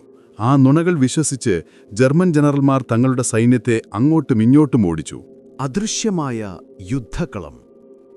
നമ്മൾ കണ്ടു ഗോസ്റ്റ് ആർമി എങ്ങനെയാണ് റബ്ബർ ടാങ്കുകൾ കൊണ്ട് കണ്ണിനെയും സ്പീക്കറുകൾ കൊണ്ട് കാതിനെയും കബളിപ്പിച്ചതെന്ന്. പക്ഷേ ഈ മായാജാല ത്രികോണം അഥവാ ട്രയാങ്കിൾ ഓഫ് ഇല്യൂഷൻ പൂർത്തിയാകണമെങ്കിൽ 3ാമതൊരു കാര്യം കൂടി വേണമായിരുന്നു. അതാണ് ആശയവിനിമയം അഥവാ കമ്മ്യൂണിക്കേഷൻ. 2ാം ലോക മഹായുദ്ധത്തിൽ വിവരങ്ങളാണ് ഏറ്റവും വലിയ ആയുധം. ജർമ്മൻ സൈന്യത്തിന് ഹോർഷ് കമ്പാനിയൻ എന്നറിയപ്പെടുന്ന അതിവിദഗ്ധരായ ഒരു ഇന്റലിജൻസ് വിഭാഗമുണ്ടായിരുന്നു. അവരുടെ ജോലി യുദ്ധം ചെയ്യലല്ല, മറിച്ച് കേൾക്കലാണ്. യൂറോപ്പിലെ വായുവിലൂടെ സഞ്ചരിക്കുന്ന ഓരോ ചെറിയ റേഡിയോ സന്ദേശവും അവർ പിടിച്ചെടുക്കും. അലൈഡ് സൈന്യം എന്ത് പറയുന്നു, എങ്ങോട്ട് നീങ്ങുന്നു എന്ന് അവർ സദാസമയം ശ്രദ്ധിച്ചുകൊണ്ടിരിക്കും. ഇവിടെയാണ് ഗോസ്റ്റ് ആർമിക്ക് മുന്നിലെ ഏറ്റവും വലിയ വെല്ലുവിളി ഉയർന്നത്.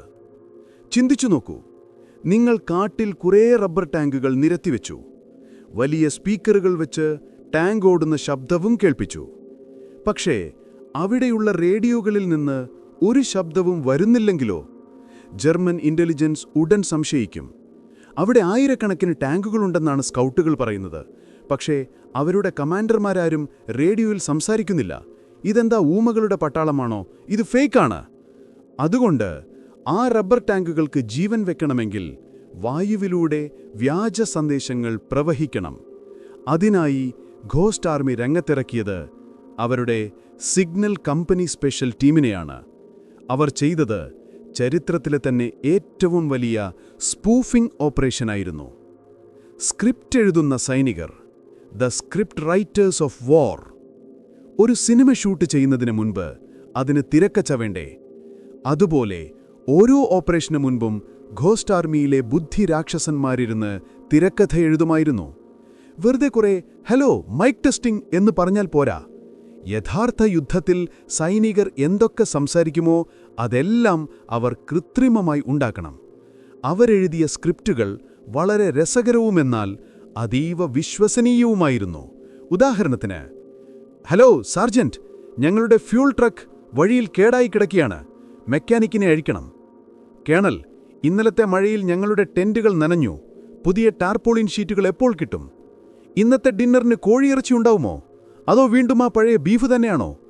ഇങ്ങനെയുള്ള യുദ്ധവുമായി നേരിട്ട് ബന്ധമില്ലാത്ത സാധാരണ സംഭാഷണങ്ങളാണ് ജർമ്മൻകാർക്ക് ഏറ്റവും വിശ്വാസം നൽകിയത്.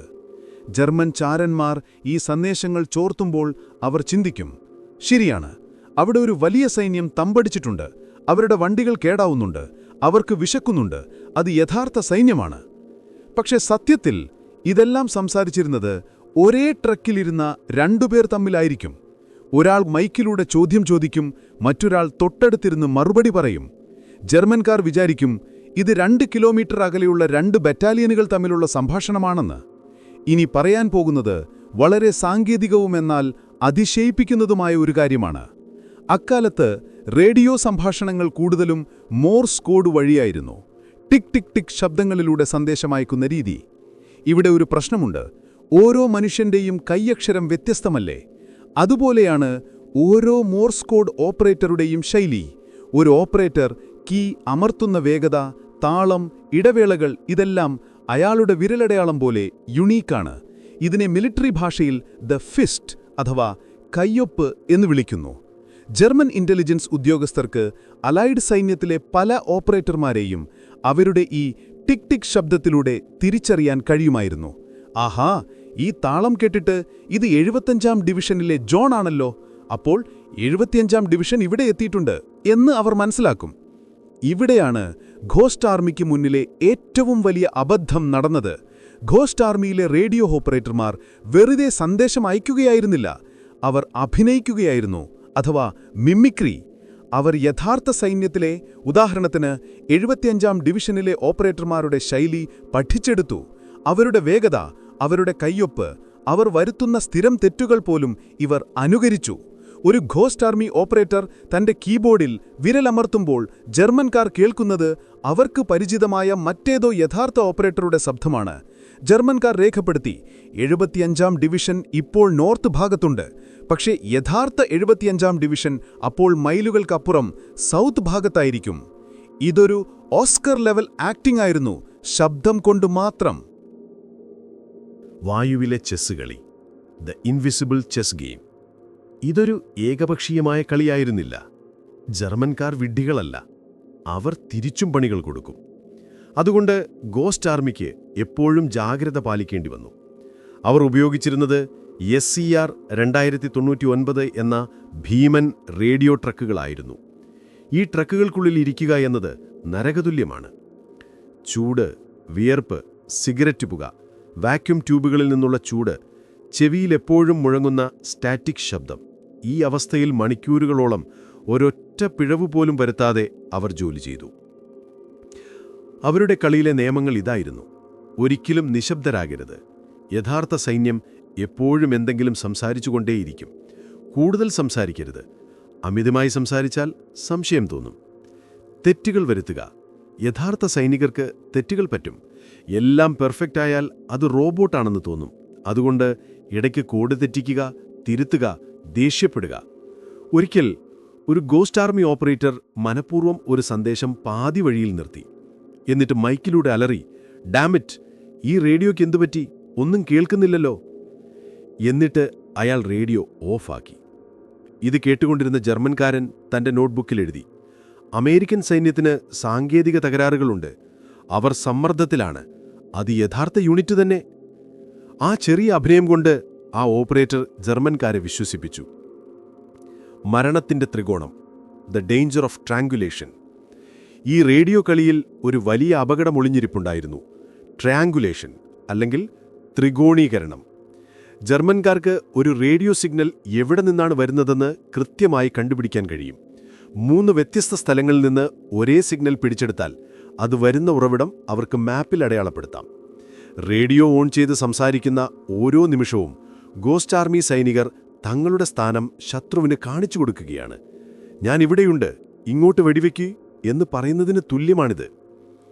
പലപ്പോഴും സന്ദേശം അയച്ചു തീരുന്നതിനു മുൻപ് തന്നെ ജർമ്മൻ പീരങ്കികൾ ആ റേഡിയോ ട്രക്കിന് നേരെ തിരിയും.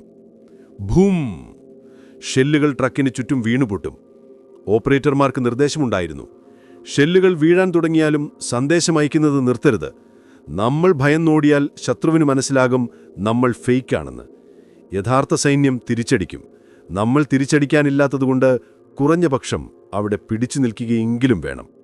മരണഭയത്തിനിടയിലും വിറയ്ക്കുന്ന കൈകൾ കൊണ്ട് മോഴ്സ് കീ അമർത്തിക്കൊണ്ടിരുന്ന ആ ധൈര്യരായ സൈനികരെ ഓർത്തുനോക്കൂ. അവർക്ക് തിരിച്ചു വെടിവെക്കാൻ തോക്കുണ്ടായിരുന്നില്ല. അവരുടെ ആയുധം ആ കീ മാത്രമായിരുന്നു. Operation Bettembourg, the saving bluff, OPERATION. ഈ റേഡിയോ മാജിക്കിന്റെ ഏറ്റവും വലിയ വിജയങ്ങളിലൊന്ന് നടന്നത് ലക്സംബർഗിലെ ബെറ്റൻബർഗ് എന്ന സ്ഥലത്താണ്. അലൈഡ് സൈന്യത്തിന്റെ ഒരു നിര വളരെ ദുർബലമായിരുന്നു.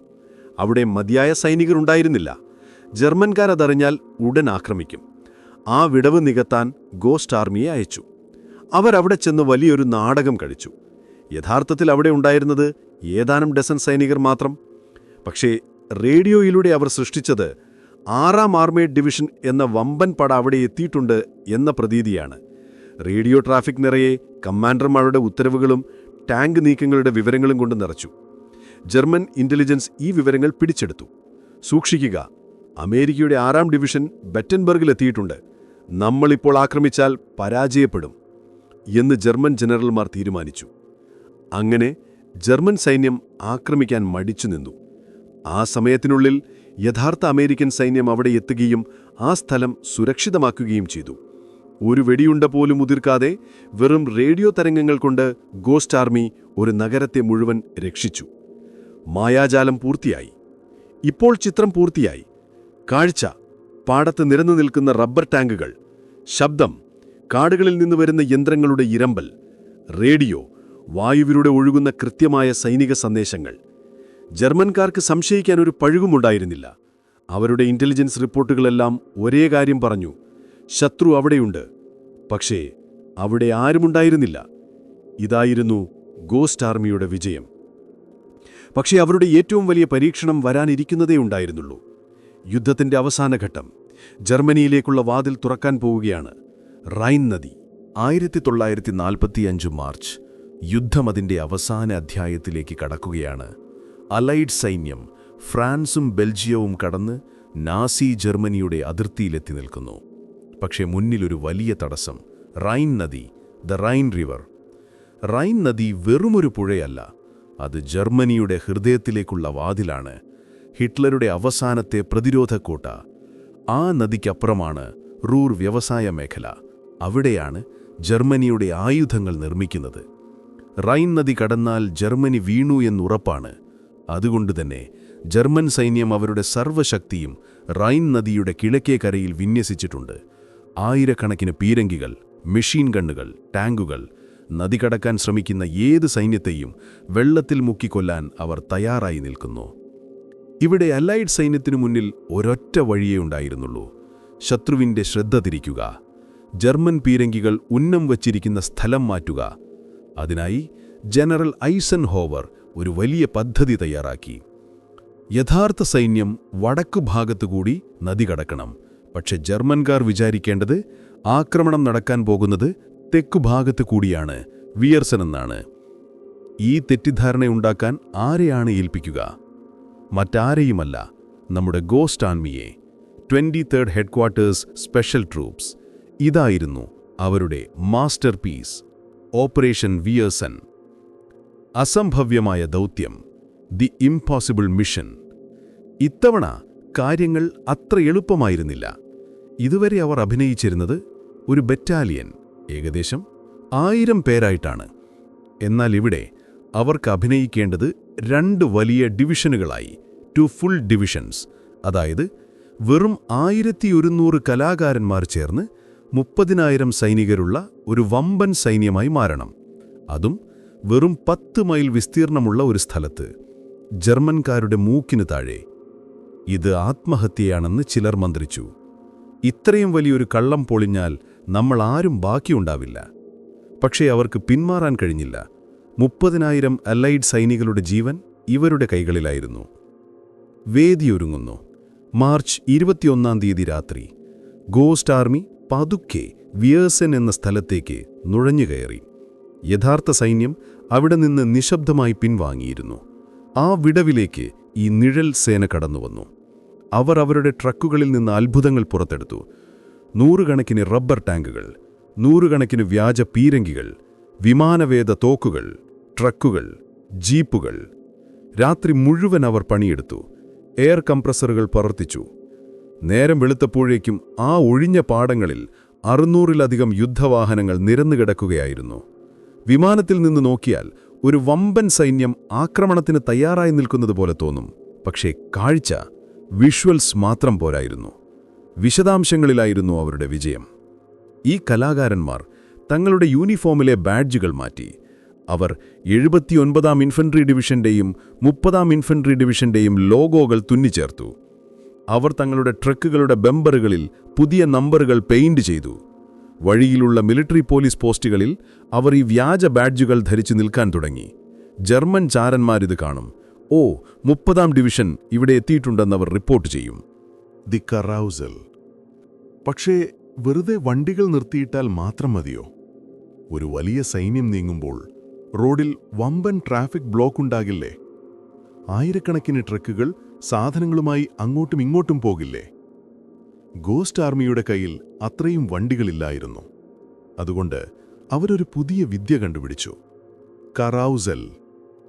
അവർക്കാകെയുണ്ടായിരുന്നത് കുറച്ച് ട്രക്കുകൾ മാത്രമാണ്. അതിൽ 2 എണ്ണം മാത്രം ക്യാൻവാസ് കൊണ്ട് മൂടിയതായിരുന്നു, കവേർഡ് ട്രക്സ്. ബാക്കിയുള്ളവ തുറന്നതും. അവർ ഈ 2 ട്രക്കുകൾക്ക് പിന്നിലായി 2 സൈനികരെ ഇരുത്തി. ട്രക്ക് ഓടിക്കാൻ തുടങ്ങി. ഒരു നിശ്ചിത റൂട്ടിലൂടെ പോയി ഒരു വട്ടം ചുറ്റി വീണ്ടും അതേ സ്ഥലത്തേക്ക് തിരിച്ചുവരും. പിന്നിലിരിക്കുന്ന സൈനികർ ഓരോ തവണയും വേഷം മാറും. ചിലപ്പോൾ ഹെൽമറ്റ് വയ്ക്കും, ചിലപ്പോൾ തൊപ്പിമാറ്റം. ട്രക്കിന്റെ ബമ്പറിലെ നമ്പർ അവർ ഓരോ റൗണ്ടിലും മാറ്റിക്കൊണ്ടിരിക്കും. ജർമ്മൻ നിരീക്ഷണ പോസ്റ്റുകളിൽ നിന്ന് നോക്കുന്നവർ കാണുന്നതെന്താണ്? അതാ, ട്രക്കുകൾ നിർത്താതെ പോയിക്കൊണ്ടിരിക്കുന്നു. 10, 20, 50, 100 ട്രക്കുകൾ. ഇതൊരു വലിയ സൈനിക നീക്കമാണ്. സത്യത്തിൽ അത് വെറും 2 ട്രക്കുകൾ വട്ടം ചുറ്റുകയായിരുന്നു. ഇതൊരു തിയേറ്റർ നാടകമായിരുന്നു. റോഡായിരുന്നു അവരുടെ സ്റ്റേജ്. ശബ്ദത്തിന്റെ കൊടുങ്കാറ്റ്. ദൃശ്യങ്ങൾ ഒരുക്കിക്കഴിഞ്ഞു. ഇനി വേണ്ടത് ശബ്ദമാണ്. റെയിൻ നദി കടക്കാൻ എന്തു വേണം? പാലം വേണം. യുദ്ധസമയത്ത് താൽക്കാലികമായി നിർമ്മിക്കുന്ന പോണ്ടൂൺ പാലങ്ങൾ. അവ നിർമ്മിക്കുന്നത് വലിയ ഒച്ചപ്പാടുള്ള പണിയാണ്. ഇരുമ്പ് കമ്പികൾ കൂട്ടിയിടിക്കുന്ന ശബ്ദം, ചുറ്റികയുടെ അടി, ക്രെയിനുകളുടെ ഇരമ്പൽ. ഗോസ്റ്റ് ആർമിയുടെ സോണിക് ടീം തങ്ങളുടെ വമ്പൻ സ്പീക്കറുകൾ നദീതീരത്തേക്ക് തിരിച്ചുവച്ചു. അവർ സ്വിച്ച് ഓൺ ചെയ്തു. പെട്ടെന്ന് നിശബ്ദമായ ആ രാത്രിയിൽ വലിയൊരു നിർമ്മാണ പ്രവർത്തനം നടക്കുന്നതിന്റെ ശബ്ദം മുഴങ്ങി. Clang, bang, വ്രൂം. ഇരുമ്പിലടിക്കുന്ന ശബ്ദം, മരം മുറിക്കുന്ന ശബ്ദം, എഞ്ചിനീയർമാർ ആജ്ഞകൾ നൽകുന്ന ശബ്ദം. ഹേയ്, ആ ബീം ഇങ്ങോട്ട് നീക്കടാ എന്നുള്ള അലർച്ചകൾ. ഈ ശബ്ദം നദിക്കപ്പുറത്തുള്ള ജർമ്മൻകാരുടെ ചെവിയിൽ ഇടിമുഴക്കം പോലെ എത്തി. അവർ ഉറപ്പിച്ചു, ശത്രുക്കൾ ഇവിടെ പാലം പണിയുകയാണ്. അവർ ഇന്ന് രാത്രി തന്നെ നദി കടക്കും. വായുവിലൂടെയുള്ള റേഡിയോ സന്ദേശങ്ങളും അതിനൊപ്പം ചേർന്നു. 100 കണക്കിന് വ്യാജ സന്ദേശങ്ങൾ. ആക്രമണം പുലർച്ചെ 4 മണിക്ക്. പീരങ്കികൾ തയ്യാറാക്കുക. പാലം നിർമ്മാണം 80% പൂർത്തിയായി.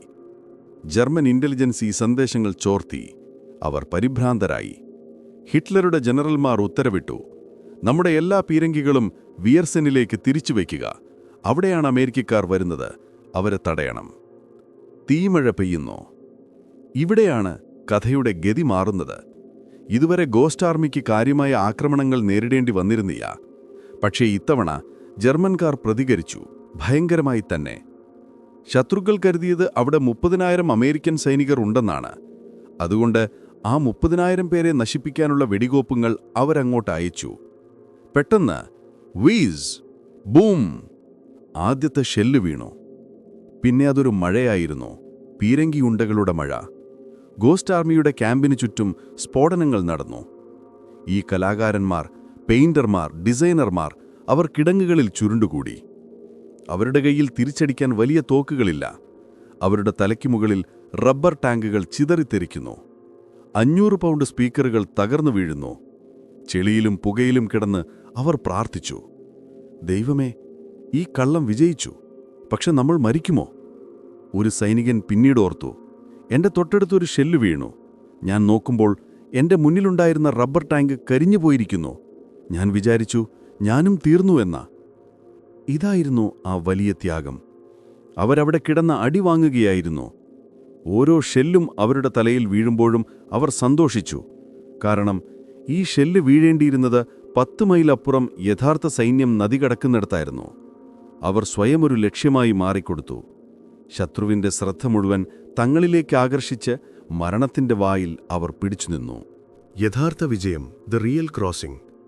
ഈ സമയം ഗോസ്റ്റ് ആർമി പീരങ്കി ആക്രമണം നേരിടുന്ന അതേ നിമിഷം ഏകദേശം 15 കിലോമീറ്റർ വടക്കുമാറി നദിയുടെ മറ്റൊരു ഭാഗത്ത് അത്ഭുതകരമായ നിശബ്ദതയായിരുന്നു.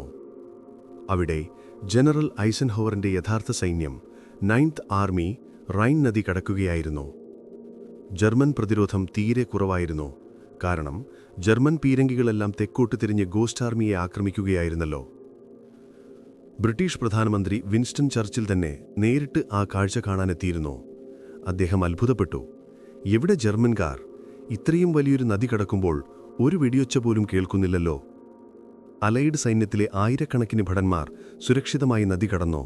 ടാങ്കുകൾ ജർമ്മൻ മണ്ണിലിറങ്ങി. 1 മണിക്കൂറിനുള്ളിൽ അവർ ജർമ്മൻ പ്രതിരോധം തകർത്തു.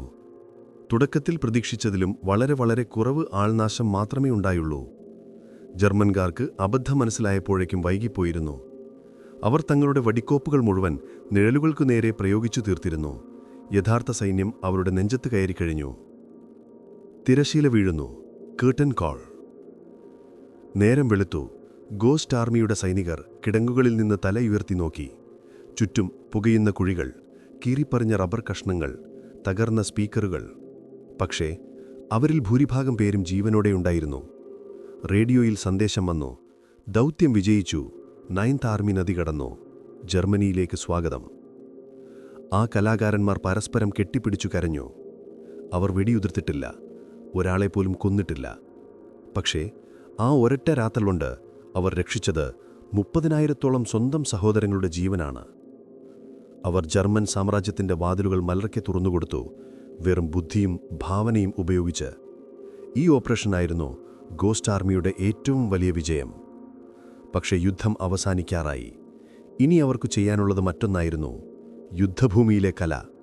ശത്രുവിനെ പറ്റിക്കാൻ മാത്രമല്ല, യുദ്ധത്തിന്റെ വികൃതമായ മുഖം വരച്ചെടുക്കുകയും. യുദ്ധമെന്ന പെർഫോമൻസ് ആർട്ട്. ഓപ്പറേഷൻ വിയേഴ്സൻ വിജയിച്ചെങ്കിലും ഗോസ്റ്റ് ആർമിയിലെ കലാകാരന്മാർക്ക് വിശ്രമിക്കാൻ സമയമില്ലായിരുന്നു. യുദ്ധം അതിൻ്റെ മൂർധന്യത്തിൽ നിൽക്കുമ്പോൾ അവർ തങ്ങളുടെ കലാപരമായ കഴിവുകൾ മറ്റൊരു രീതിയിലും ഉപയോഗിച്ചിരുന്നു. അവർ വെറും പട്ടാളക്കാരല്ലല്ലോ, അവർ ആർട്ടിസ്റ്റുകളാണ്. അവർ കണ്ട കാര്യങ്ങൾ, മരിച്ചു വീഴുന്ന മനുഷ്യർ, തകർന്ന കെട്ടിടങ്ങൾ, കരയുന്ന അഭയാർത്ഥികൾ, ഇതെല്ലാം അവർ തങ്ങളുടെ സ്കെച്ച് ബുക്കുകളിൽ പകർത്തി. ഉദ്യോഗസ്ഥർ കാണാതെ നാത്രയുടെ മറവിൽ അവർ യുദ്ധത്തിൻ്റെ നേർചിത്രങ്ങൾ വരച്ചു. അടുത്ത ഭാഗത്തിൽ നമുക്ക് ഈ കലാകാരന്മാർ എങ്ങനെയാണ് യുദ്ധഭൂമിയിലെ ഭീകരതയെയും സൗന്ദര്യത്തെയും തങ്ങളുടെ ബ്രഷുകൾ കൊണ്ട് നേരിട്ടതെന്ന് കാണാം. ശത്രുവിനെ പറ്റിക്കാൻ മാത്രമല്ല, സ്വന്തം മനസാക്ഷിയെ നിലനിർത്താനും അവർ കലയെ കൂട്ടുപിടിച്ചു. യുദ്ധം ഒരു നാടകവേദി, വാർ ആസ് എ സ്റ്റേജ്. നമ്മൾ ഇതുവരെ കണ്ടത് ബലൂൺ ടാങ്കുകളെയും ലൗഡ് സ്പീക്കറുകളെയും കുറിച്ചാണ്. അവയായിരുന്നു ഗോസ്റ്റ് ആർമിയുടെ പ്രോപ്പർട്ടികൾ, പ്രോപ്സ്. എന്നാൽ ഏതൊരു നാടകവും വിജയിക്കണമെങ്കിൽ പ്രോപ്പർട്ടികൾ മാത്രം പോരാ. അതിന് മികച്ച രംഗപടവും അതിലും മികച്ച അഭിനയവും ആവശ്യമാണ്. റൈൻ നദിയിലെ വലിയ വിജയത്തിനുശേഷം ഗോസ്റ്റ് ആർമിക്ക് ഒരു കാര്യം ബോധ്യപ്പെട്ടു. ശത്രുവിനെ കബളിപ്പിക്കുക എന്നത് വെറുമൊരു മിലിറ്ററി ഓപ്പറേഷൻ മാത്രമല്ല, അതൊരു പെർഫോമൻസ് ആർട്ട് കൂടിയാണ്. ഒരു പെയിന്റിംഗ് പൂർണ്ണമാകാൻ വെളിച്ചം മാത്രം പോരാ, നിഴലുകളും വേണം. ഒരു കഥ വിശ്വസനീയമാകാൻ സത്യം മാത്രം പോരാ, അല്പം നുണയും വേണം. അങ്ങനെ 23-ാം സ്പെഷ്യൽ ട്രൂപ്സിലെ ആ കലാകാരന്മാർ യുദ്ധഭൂമിയെ തങ്ങളുടെ ക്യാൻവാസാക്കി മാറ്റി. അവർ അവിടെ വരച്ചു ചേർത്തത് ഭാവനയുടെയും ഭയത്തിൻ്റെയും നിറങ്ങളായിരുന്നു. നിഴലുകളെ വരയ്ക്കുന്നവർ, പെയിന്റിംഗ് ദ ഷാഡോസ്. യുദ്ധത്തിൽ ഏറ്റവും വലിയ വെല്ലുവിളി ആകാശത്തു നിന്നുള്ള നിരീക്ഷണമാണ്. ജർമ്മൻ വിമാനങ്ങൾ മുകളിൽ നിന്ന് ഫോട്ടോകൾ എടുക്കും. പിന്നീട് ലാബിലിരുന്ന് ആ ഫോട്ടോകൾ വലുതാക്കി നോക്കുമ്പോൾ കാമഫ്ലാഷ് വിദഗ്ധർ വ്യാജ ടാങ്കുകളെ തിരിച്ചറിയാൻ ഒരു സൂത്രപ്പണി നോക്കും. അതാണ് നിഴൽ. ഒരു യഥാർത്ഥ ടാങ്ക് വെയിലത്ത് കിടക്കുമ്പോൾ അതിന് കറുത്ത കട്ടിയുള്ള നിഴലുണ്ടാകും. എന്നാൽ ഒരു കാമഫ്ലാഷ് വല, കാമഫ്ലാഷ് നെറ്റ് ഇട്ടാൽ ചിലപ്പോൾ നിഴൽ കൃത്യമായി വീഴില്ല. അല്ലെങ്കിൽ വ്യാജ ടാങ്കുകൾക്ക് ഉയരം കുറവായതുകൊണ്ട് നിഴലിൻ്റെ നീളം കുറവായിരിക്കും. ഇത് മനസ്സിലാക്കിയ ഗോസ്റ്റ് ആർമിയിലെ ആർട്ടിസ്റ്റുകൾ പലരും ന്യൂയോർക്കിലെ പരസ്യക്കമ്പനികളിൽ ഡിസൈനർമാരായിരുന്നു. ഒരു വിചിത്രമായ പണി തുടങ്ങി. അവർ നിലത്ത് നിഴലുകൾ വരച്ചു ചേർത്തു. അവർ കറുത്ത പെയിന്റും കരിയും ടാർപോളിൻ ഷീറ്റുകളും ഉപയോഗിച്ചു. ടാങ്കിന്റെ വശങ്ങളിൽ മണ്ണിൽ അവർ കറുത്ത നിറം പൂശി. ആകാശത്തുനിന്ന് നോക്കുന്ന പൈലറ്റിന് തോന്നും, ആഹാ, നോക്കൂ, ആ ടാങ്കിന് എത്ര നീളമുള്ള നിഴലുണ്ട്, അത് നല്ല ഉയരമുള്ള ഭാരമുള്ള ടാങ്കാണ്. ഇത് വെറുമൊരു തമാശയല്ല, ഇത് പേഴ്സ്പെക്റ്റീവ് എന്ന ചിത്രകലാ തത്വമാണ്.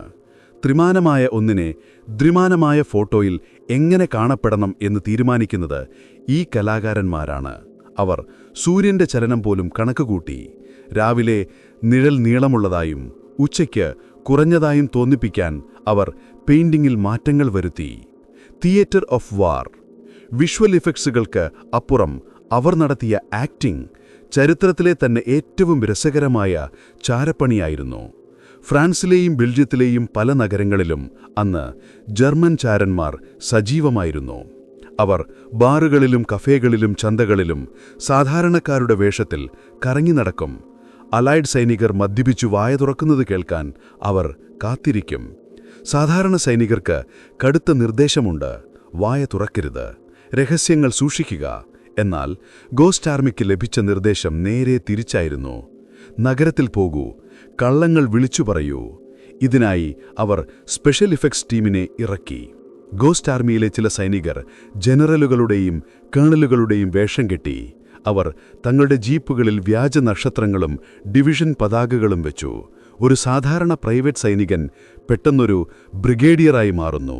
അവർ നഗരത്തിലെ ബാറുകളിൽ പോയി വലിയ ശബ്ദത്തിൽ സംസാരിക്കും. ഇന്ന് രാത്രി നമ്മൾ കിഴക്കോട്ട് നീങ്ങുകയാണ്. എന്റെ 400 ടാങ്കുകളും തയ്യാറല്ലേ? ശരി സാർ, 6-ാം ഡിവിഷൻ മുഴുവൻ തയ്യാറാണ്. അടുത്ത ടേബിളിലിരുന്ന് കാപ്പി കുടിക്കുന്ന ജർമ്മൻ ചാരൻ ഇത് കേൾക്കുന്നു. അവൻ വേഗം പോയി നാസി ഹെഡ്ക്വാർട്ടേഴ്സിലേക്ക് സന്ദേശമയക്കുന്നു. അമേരിക്കൻ ജനറൽമാർ പറയുന്നത് ഞാൻ നേരിട്ട് കേട്ടു. അവർ കിഴക്കോട്ട് നീങ്ങുകയാണ്. സത്യത്തിൽ അവർ പടിഞ്ഞാറോട്ടാണ് നീങ്ങുന്നത്. ശത്രുവിന്റെ ചാരശൃംഖലയെ അവർ തങ്ങൾക്കനുകൂലമായി ഉപയോഗിച്ചു. സ്വയം ഒരു നാടകത്തിലെ കഥാപാത്രങ്ങളാക്കി മാറ്റി അവർ ശത്രുവിനെ പറ്റിച്ചു. Flash and bang. കാഴ്ചയും ശബ്ദവും മാത്രമല്ല, യുദ്ധത്തിന് വെളിച്ചവും ലൈറ്റ് ഉണ്ട്. രാത്രിയിൽ പീരങ്കികൾ വെടിവെക്കുമ്പോൾ വലിയ തീഗോളങ്ങൾ, മസിൽ ഫ്ലാഷ് ഉണ്ടാകും. ശബ്ദം മാത്രം കേൾക്കുകയും വെളിച്ചം കാണാതിരിക്കുകയും ചെയ്താൽ ജർമ്മൻകാർക്ക് സംശയം തോന്നും. അതുകൊണ്ട് ഗോസ്റ്റ് ആർമി ഒരു ഫ്ലാഷ് യൂണിറ്റ് ഉണ്ടാക്കി. ഇതൊരുതരം വെടിക്കെട്ട് സംഘമായിരുന്നു, പൈറോടെക്നിക്സ് ടീം. അവർ മഗ്നീഷ്യം പൗഡറും ഫ്ലാഷ് ബോംബുകളും ഉപയോഗിച്ചു. സ്പീക്കറിൽ നിന്ന് ബൂം എന്ന ശബ്ദം വരുന്ന അതേ നിമിഷം അവർ ഈ ഫ്ലാഷ് ബോംബുകൾ പൊട്ടിക്കും. ഇരുട്ടിൽ വലിയൊരു തീപ്പൊരി മിന്നിമറയും. ദൂരെ നിന്ന് നോക്കുന്ന ശത്രുവിന് തോന്നും, അതാ അവിടെ പീരങ്കി വെടിവെക്കുന്നു.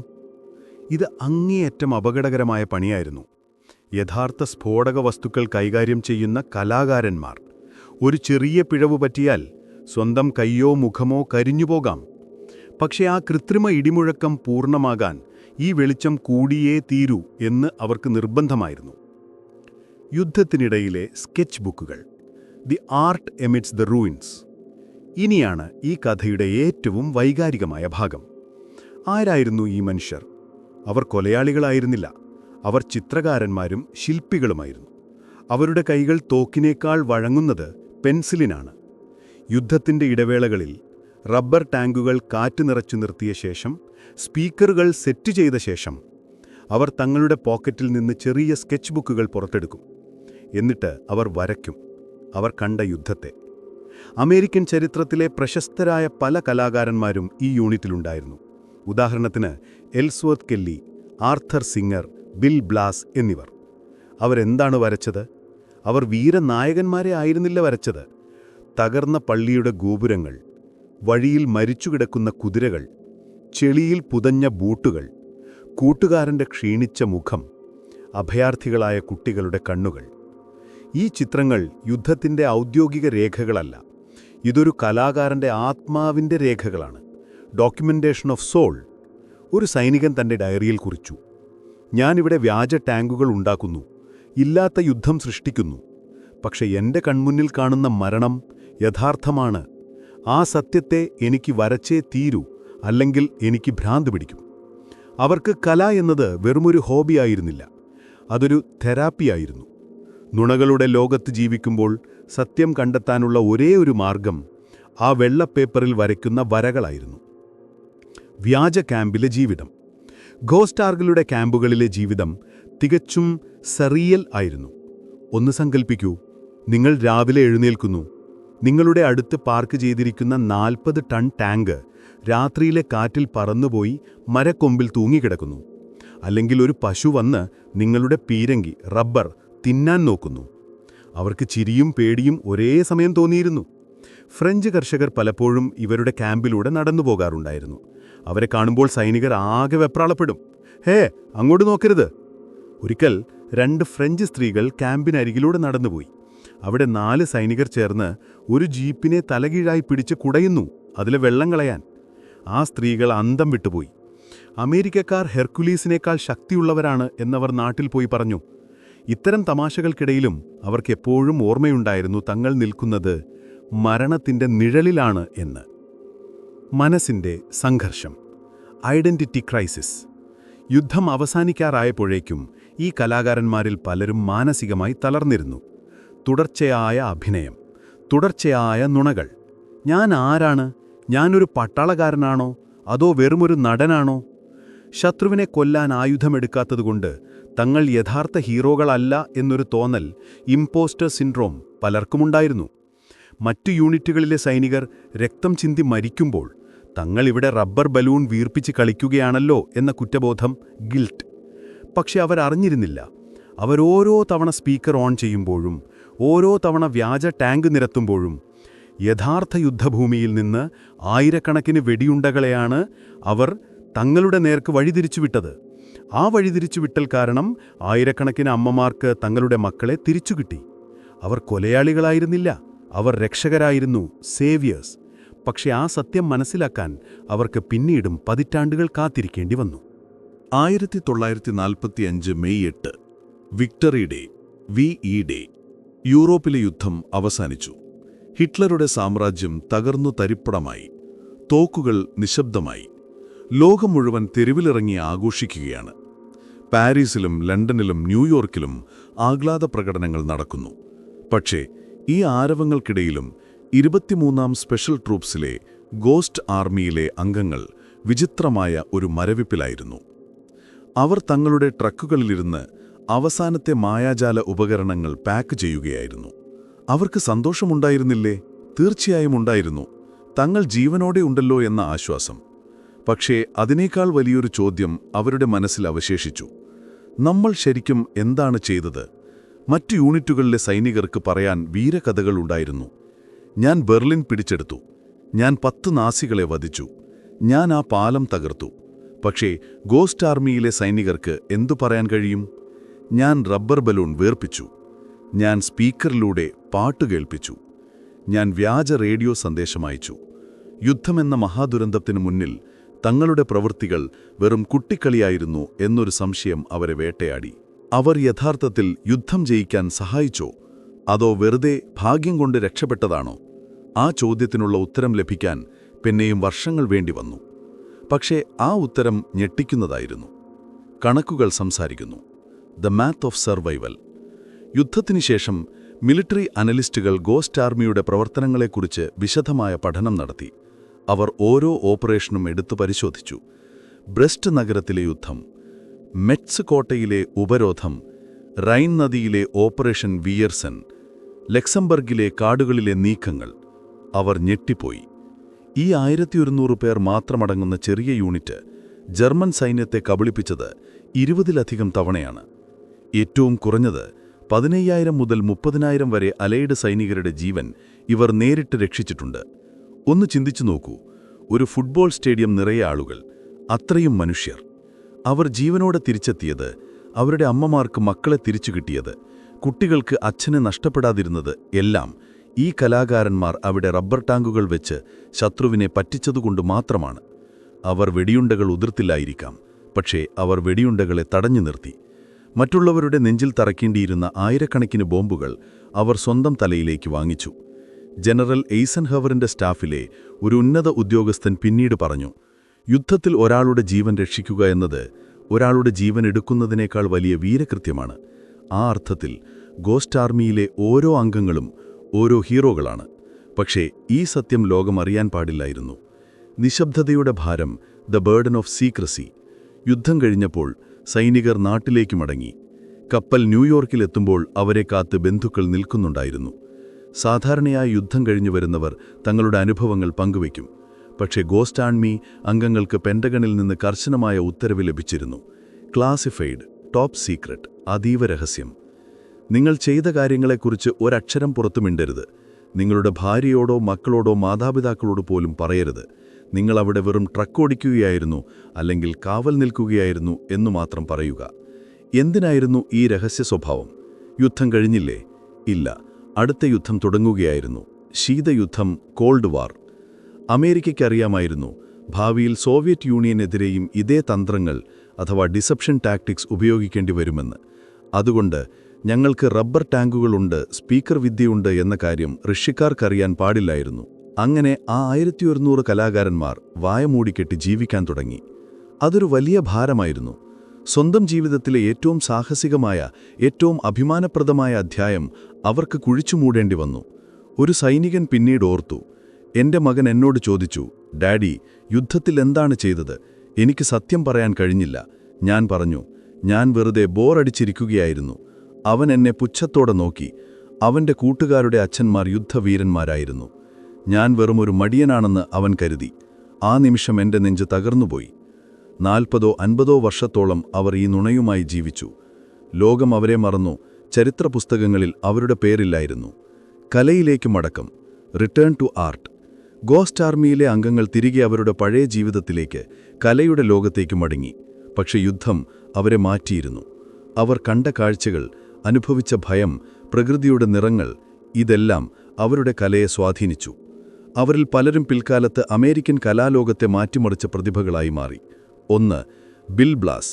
ഗോസ്റ്റ് ആർമിയിലെ ആ ചെറുപ്പക്കാരൻ പിന്നീട് ലോകമറിയുന്ന ഫാഷൻ ഡിസൈനറായി. അദ്ദേഹം പറഞ്ഞു, ക്യാമോഫ്ലാഷ് എന്നത് നിറങ്ങളുടെയും പാറ്റേണുകളുടെയും കളിയാണ്. ഏത് നിറം എവിടെ വെച്ചാൽ കണ്ണുവഞ്ചിക്കപ്പെടും എന്ന് ഞാൻ പഠിച്ചത് യുദ്ധത്തിൽ നിന്നാണ്. അതേ തത്വം ഞാൻ ഫാഷനിലും ഉപയോഗിച്ചു. അദ്ദേഹത്തിന്റെ വസ്ത്രങ്ങളിൽ കണ്ട ആ കൃത്യതയും സ്ട്രക്ചറും ലളിതമായ ലൈനുകളും സൈനിക ജീവിതത്തിന്റെ സ്വാധീനമായിരുന്നു. Ellsworth Kelly 2. ആധുനിക ചിത്രകളിയിലെ അതികായൻ, മിനിമലിസത്തിന്റെ വക്താവ്. യുദ്ധഭൂമിയിൽ നിഴലുകൾ വരച്ചു ചേർത്ത് പച്ചയും തവിടും നിറങ്ങൾ കൊണ്ട് ടാങ്കുകളെ ഒളിപ്പിച്ച ആ അനുഭവം അദ്ദേഹത്തിന്റെ ചിത്രങ്ങളെ സ്വാധീനിച്ചു. അദ്ദേഹത്തിന്റെ പല പ്രശസ്തമായ പെയിന്റിങ്ങുകളിലും കാഴ്ചയെ എങ്ങനെ തെറ്റിദ്ധരിപ്പിക്കാമെന്ന ചിന്ത കാണാം. പ്രകൃതിയിലെ രൂപങ്ങൾ എങ്ങനെയാണ് പശ്ചാത്തലവുമായി ലയിക്കുന്നത് എന്ന് ഞാൻ പഠിച്ചത് ഗോസ്റ്റ് ആർമിയിൽ വെച്ചാണെന്ന് അദ്ദേഹം പറഞ്ഞു. 3. Art Kane. പ്രശസ്തനായ ഫോട്ടോഗ്രാഫർ. ജാസ് സംഗീതജ്ഞരുടെ ഐക്കോണിക്കായ a great day in Harlem എന്ന ഫോട്ടോ എടുത്തത് ഇദ്ദേഹമാണ്. ഗോസ്റ്റ് ആർമിയിലെ വിഷ്വൽ തിങ്കിംഗ് അദ്ദേഹത്തിന്റെ ഫ്രെയിമുകളെ സഹായിച്ചു. ഇവർ കൂടാതെ പലരും ആർക്കിടെക്റ്റുകളായും സെറ്റ് ഡിസൈനർമാരായും സിനിമാ പ്രവർത്തകരായും മാറി. അമേരിക്കയുടെ 1950-60 കാലഘട്ടത്തിലെ ക്രിയേറ്റീവ് റെവല്യൂഷന് പിന്നിൽ ഗോസ്റ്റ് ആർമിയിലെ ഈ അദൃശ്യകരങ്ങളുണ്ടായിരുന്നു. കുറ്റബോധവും അഭിമാനവും, ഗിൽറ്റ് വേഴ്സസ് പ്രൈഡ്. വിജയഗാഥകൾക്കിടയിലും ഒരു ഇരുണ്ട വശം കൂടിയുണ്ടായിരുന്നു. Survivors guilt. പലരും രാത്രികളിൽ ഞെട്ടിയുണർന്നു.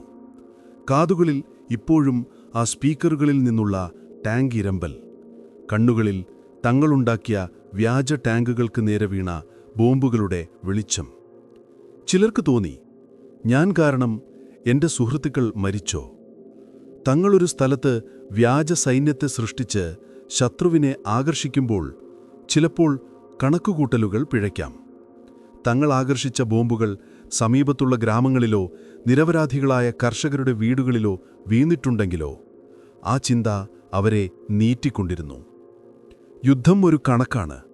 30,000 പേരെ രക്ഷിക്കാൻ ചിലപ്പോൾ 10 പേരെ ബലി കൊടുക്കേണ്ടിവരും.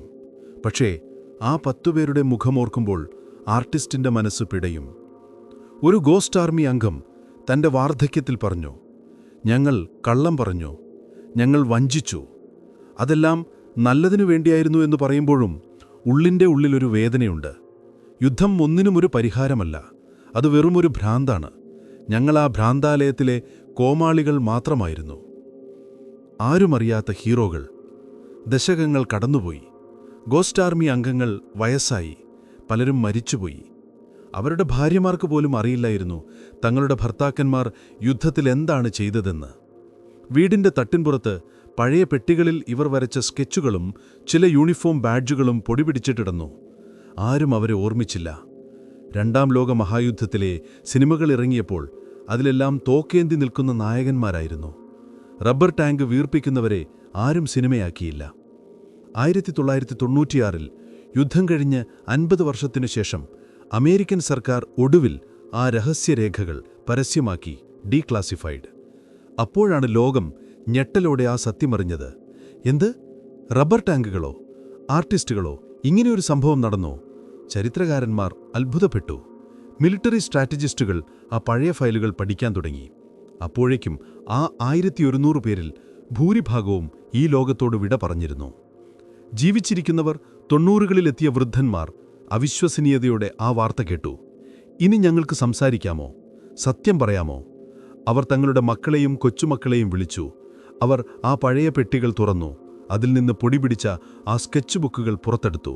എന്നിട്ട് വിറയ്ക്കുന്ന ശബ്ദത്തോടെ പറഞ്ഞു, മക്കളെ, ഞാൻ വെറുമൊരു ട്രക്ക് ഡ്രൈവർ ആയിരുന്നില്ല. ഞാനൊരു ഗോസ്റ്റ് ആർമി സോൾജിയറായിരുന്നു. ഞങ്ങൾ തോക്കുകൾ കൊണ്ടല്ല യുദ്ധം ചെയ്തത്, ഞങ്ങൾ ബുദ്ധി കൊണ്ടാണ് ഹിറ്റ്ലറെ തോൽപ്പിച്ചത്. ആ നിമിഷം ആ വയോധികരുടെ കണ്ണുകളിലെ തിളക്കം അത് ഏതൊരു മെഡലിനേക്കാളും വലുതായിരുന്നു. യുദ്ധം അവശേഷിപ്പിച്ചത് what the war left behind. ഈ അധ്യായം അവസാനിക്കുമ്പോൾ നമ്മൾ മനസ്സിലാക്കേണ്ടത് ഇതാണ്: ഗോസ്റ്റ് ആർമിയുടെ കഥ വെറുമൊരു യുദ്ധകഥയല്ല, അത് മനുഷ്യന്റെ ഭാവനയുടെ വിജയമാണ്. ഏറ്റവും ഇരുണ്ട സമയത്തും മരണത്തിന് തൊട്ടു മുൻപിൽ നിൽക്കുമ്പോഴും മനുഷ്യന് സൃഷ്ടിക്കാൻ കഴിയും. അവർ സൃഷ്ടിച്ചത് നുണകളായിരിക്കാം, പക്ഷേ ആ നുണകൾ ജീവൻ രക്ഷിക്കുന്നതായിരുന്നു. യുദ്ധത്തിനു ശേഷം ആ റബ്ബർ ടാങ്കുകൾ എവിടെ പോയി? അവ എവിടെയോ ഉപേക്ഷിക്കപ്പെട്ടു, അല്ലെങ്കിൽ നശിപ്പിക്കപ്പെട്ടു.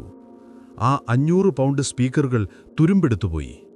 പക്ഷേ അവർ തെളിയിച്ച ഒരു കാര്യമുണ്ട്: ശക്തിയേക്കാൾ വലുതാണ് ബുദ്ധി, ആയുധത്തേക്കാൾ മൂർച്ചയുണ്ട് കലയ്ക്ക്. പക്ഷേ കഥ ഇവിടെ അവസാനിക്കുന്നില്ല. ഇനിയും ഒരു ഭാഗം കൂടിയുണ്ട്. അവരുടെ അവസാനത്തെ ഒത്തുചേരൽ, 50 വർഷത്തെ മൗനത്തിനു ശേഷമുള്ള ആദരവ്. 1945 ഏപ്രിൽ. യൂറോപ്പിലെ യുദ്ധം അതിന്റെ ക്ലൈമാക്സിലേക്ക് അടുക്കുകയാണ്. ഒരു കാലത്ത് ലോകത്തെ വിറപ്പിച്ച നാസി സാമ്രാജ്യം ഇപ്പോൾ കത്തിയമരുന്ന ഒരു സിഗരറ്റ് കുറ്റി പോലെയായിരിക്കുന്നു. അലൈഡ് സൈന്യം കിഴക്ക് നിന്നും പടിഞ്ഞാറ് നിന്നും ജർമ്മനിയെ വരിഞ്ഞു മുറുക്കി. പക്ഷേ മുറിവേറ്റ മൃഗമാണ് ഏറ്റവും അപകടകാരിയെന്ന് പറയുന്നത് പോലെ പരാജയത്തിന്റെ വക്കിലെത്തിയ ജർമ്മൻ സൈന്യം കൂടുതൽ അക്രമാസക്തമായിരുന്നു. അവർക്ക് നഷ്ടപ്പെടാൻ ഒന്നുമില്ലായിരുന്നു. ഓരോ ഗ്രാമത്തിലും ഓരോ പാലത്തിലും അവർ ചാവേറുകളെപ്പോലെ പോരാടി. ഈ സമയത്താണ് ഗോസ്റ്റ് ആർമിക്ക് അവരുടെ അവസാനത്തെ ദൗത്യം ലഭിക്കുന്നത്. ഇതൊരു സാധാരണ ദൗത്യമായിരുന്നില്ല. ഇതുവരെ അവർ ചെയ്തത് ശത്രുവിനെ കബളിപ്പിക്കലായിരുന്നു. എന്നാൽ ഇത്തവണ അവർക്ക് നേരിടേണ്ടി വന്നത് ഒരു പുതിയ തരം ശത്രുവിനെയായിരുന്നു. അനിശ്ചിതത്വം. യുദ്ധം എപ്പോൾ വേണമെങ്കിലും തീരാം. ഇന്നോ നാളെയോ അതോ അടുത്തയാഴ്ചയോ ആർക്കുമറിയില്ല. ഓരോ ദിവസവും അവർ ഉണരുന്നത് ഇന്നായിരിക്കുമോ അവസാനത്തെ ദിവസം എന്ന ചോദ്യവുമായാണ്. എൽബെ നദിയിലേക്കുള്ള ഓട്ടം, റേസ് ടു ദ എൽബി. അമേരിക്കൻ സൈന്യം എൽബെ നദിയെ ലക്ഷ്യമാക്കി കുതിക്കുകയായിരുന്നു. അവിടെ വെച്ചാണ് അവർ റഷ്യൻ സൈന്യവുമായി സന്ധിക്കേണ്ടത്. ആ ചരിത്രപരമായ കൂടിക്കാഴ്ചയോടെ നാസി ജർമ്മനി രണ്ടായി പിളരും. പക്ഷേ ഈ മുന്നേറ്റത്തിനിടയിൽ അലൈഡ് സൈന്യത്തിന്റെ പാർശ്വഭാഗങ്ങൾ സുരക്ഷിതമായിരുന്നില്ല. പ്രധാന സൈന്യം മുന്നോട്ട് കുതിക്കുമ്പോൾ പിന്നിൽ വിടവുകളുണ്ടാകാം. ആ വിടവിലൂടെ ജർമ്മൻ ഗറില്ലകൾക്ക് നുഴഞ്ഞുകയറാം. ആ വിടവുകൾ നികത്തുക എന്നതായിരുന്നു ഗോസ്റ്റ് ആർമിയുടെ അവസാനത്തെ ജോലി. അവർ വീണ്ടും തങ്ങളുടെ റബ്ബർ ടാങ്കുകൾ പുറത്തെടുത്തു. പക്ഷേ ഇത്തവണ ആവേശം കുറവായിരുന്നു. എല്ലാവരും വല്ലാതെ ക്ഷീണിച്ചിരുന്നു. മാസങ്ങളായി തുടരുന്ന ഉറക്കമില്ലാത്ത രാത്രികൾ, ചെളിയിലും മഞ്ഞിലും കിടന്നുള്ള ജീവിതം, മാനസികമായ സമ്മർദ്ദം. ഒരു സൈനികൻ പിന്നീടെഴുതി, ഞങ്ങൾ യന്ത്രങ്ങളെപ്പോലെയായി. ടാങ്ക് വീർപ്പിക്കുക, ശബ്ദം കേൾപ്പിക്കുക, സ്ഥലം വിടുക, വീണ്ടും അതുതന്നെ ആവർത്തിക്കുക. എന്തിനാണിത് ചെയ്യുന്നതെന്ന് പോലും ചിന്തിക്കാൻ വയ്യാത്ത അവസ്ഥ. എൽബെ നദിയുടെ തീരത്തുള്ള കാടുകളിൽ അവർ തങ്ങളുടെ അവസാനത്തെ വ്യാജ ക്യാമ്പ് നിർമ്മിച്ചു. സ്പീക്കറുകൾ ഓൺ ചെയ്തു, റേഡിയോ സന്ദേശങ്ങൾ അയച്ചു. പക്ഷേ ഇത്തവണ മറുപടി വ്യത്യസ്തമായിരുന്നു. പഴയതുപോലെ ജർമ്മൻ പീരങ്കികൾ തിരിച്ചടിച്ചില്ല. പകരം വല്ലാത്തൊരു നിശബ്ദതയായിരുന്നു. അത് ഗോസ്റ്റ് ആർമിയെ ഭയപ്പെടുത്തി. ശത്രുവെവിടെ? അവർ എന്ത് പദ്ധതിയാണ് ഇടുന്നത്? അതോ അവർ കീഴടങ്ങിയോ? ആ നിശബ്ദത ശബ്ദത്തേക്കാൾ ഭയാനകമായിരുന്നു. ഓരോ ഇത അനങ്ങുമ്പോഴും അവർ തോക്കുകൾ അങ്ങോട്ട് തിരിച്ചുവെച്ചു. ജർമ്മൻ സ്നൈപ്പർമാർ എവിടെ വേണമെങ്കിലും ഒളിച്ചിരിക്കാം. മുഖം മൂടിയില്ലാത്ത ശത്രു. Facing the reality. ഈ അവസാന നാളുകളിൽ ഗോസ്റ്റ് ആർമിയിലെ കലാകാരന്മാർക്ക് യുദ്ധത്തിന്റെ യഥാർത്ഥ മുഖം കാണേണ്ടി വന്നു. ഇതുവരെ അവർ യുദ്ധം ചെയ്തിരുന്നത് അദൃശ്യരായ ശത്രുക്കളോടായിരുന്നു, ദൂരെ നിന്ന് വരുന്ന വെടിയുണ്ടകൾക്കും വിമാനങ്ങൾക്കുമെതിരെ. എന്നാൽ ജർമ്മനിയുടെ ഉള്ളിലേക്ക് കടന്നപ്പോൾ അവർ കണ്ട കാഴ്ചകൾ അവരുടെ ഹൃദയം തകർത്തു. തകർന്നടിഞ്ഞ നഗരങ്ങൾ, പട്ടിണി കൊണ്ട് എല്ലും തോലുമായ മനുഷ്യർ, വീട് നഷ്ടപ്പെട്ട അഭയാർത്ഥികളുടെ നീണ്ട നിരകൾ. ഏറ്റവും ഭീകരമായത് അവർ കണ്ടെത്തിയ കോൺസെൻട്രേഷൻ ക്യാമ്പുകളായിരുന്നു. ഗോസ്റ്റ് ആർമിയിലെ പല യൂണിറ്റുകളും അലൈഡ് സൈന്യം മോചിപ്പിച്ച ക്യാമ്പുകൾക്ക് സമീപത്തുകൂടിയാണ് കടന്നുപോയത്. അവർ കണ്ടു മനുഷ്യന്റെ ക്രൂരതയുടെ പാരമ്യം. കൂട്ടമായിട്ട മൃതദേഹങ്ങൾ, ജീവശവച്ഛവങ്ങളായ തടവുകാർ. ഇവിടെയാണ് ഗോസ്റ്റ് ആർമിയിലെ ആർട്ടിസ്റ്റ് ഉണർന്നത്. അവർക്ക് തോക്കുകൊണ്ടൊന്നും ചെയ്യാൻ കഴിയില്ല. പക്ഷേ അവർക്ക് അവരുടെ സ്കെച്ച് ബുക്കുകളുണ്ടായിരുന്നു. അവർ ആ ഭീകരത വരച്ചു. കണ്ണുകളിൽ ഭയം നിറഞ്ഞ കുട്ടികളെ, മുൾവേലുകൾക്ക് പിന്നിലെ മുഖങ്ങളെ. ഈ ചിത്രങ്ങൾ പിന്നീട് ചരിത്രപരമായ തെളിവുകളായി മാറി. ഒരു ക്യാമറയ്ക്ക് പകർത്താൻ കഴിയാത്ത വികാരം ആ പെൻസിൽ വരകളിലുണ്ടായിരുന്നു. തങ്ങൾ ഇതുവരെ കളിച്ച മായാജാലം എന്തിനു വേണ്ടിയായിരുന്നു എന്ന് അവർക്കപ്പോഴാണ് പൂർണ്ണമായി മനസ്സിലായത്. ഇത്തരം പൈശാചികത്തിനെതിരെയാണ് തങ്ങൾ പോരാടിയത് എന്ന് ആ തിരിച്ചറിവ് അവർക്കൊരു പുതിയ ഊർജം നൽകി. അവസാനത്തെ റേഡിയോ സന്ദേശം. The last transmission. മെയ് മാസത്തിന്റെ ആദ്യവാരം ഗോസ്റ്റ് ആർമിയുടെ റേഡിയോ ട്രക്കിൽ ഒരു സന്ദേശം വന്നു. അത് ഒരു വ്യാജ സന്ദേശമായിരുന്നില്ല. അത് യഥാർത്ഥമായിരുന്നു. ജർമ്മനി കീഴടങ്ങി. വെടിനിർത്തുക. ആ നിമിഷം ആ ട്രക്കിനുള്ളിലെ ഓപ്പറേറ്റർ ഹെഡ്ഫോൺ ഊരി മേശപ്പുറത്ത് വെച്ചു. പുറത്ത് സ്പീക്കറുകളിൽ നിന്ന് ടാങ്കുകളുടെ ഇരമ്പൽ കേൾക്കുന്നുണ്ടായിരുന്നു.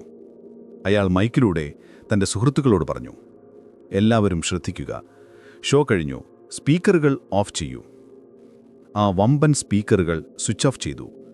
ടാങ്കുകളുടെ ഇരമ്പൽ നിലച്ചു. പെട്ടെന്ന് അവിടെ വല്ലാത്തൊരു ശാന്തത വന്നു. പക്ഷികളുടെ ശബ്ദം, കാറ്റിന്റെ ശബ്ദം. 4 വർഷത്തിനു ശേഷം ആദ്യമായി യൂറോപ്പിലെ വായുവിൽ വെടിമരുന്നിന്റെ ഗന്ധമില്ലാതെ പൂക്കളുടെ ഗന്ധം നിറഞ്ഞു. അവർ ട്രക്കുകളിൽ നിന്ന് പുറത്തിറങ്ങി.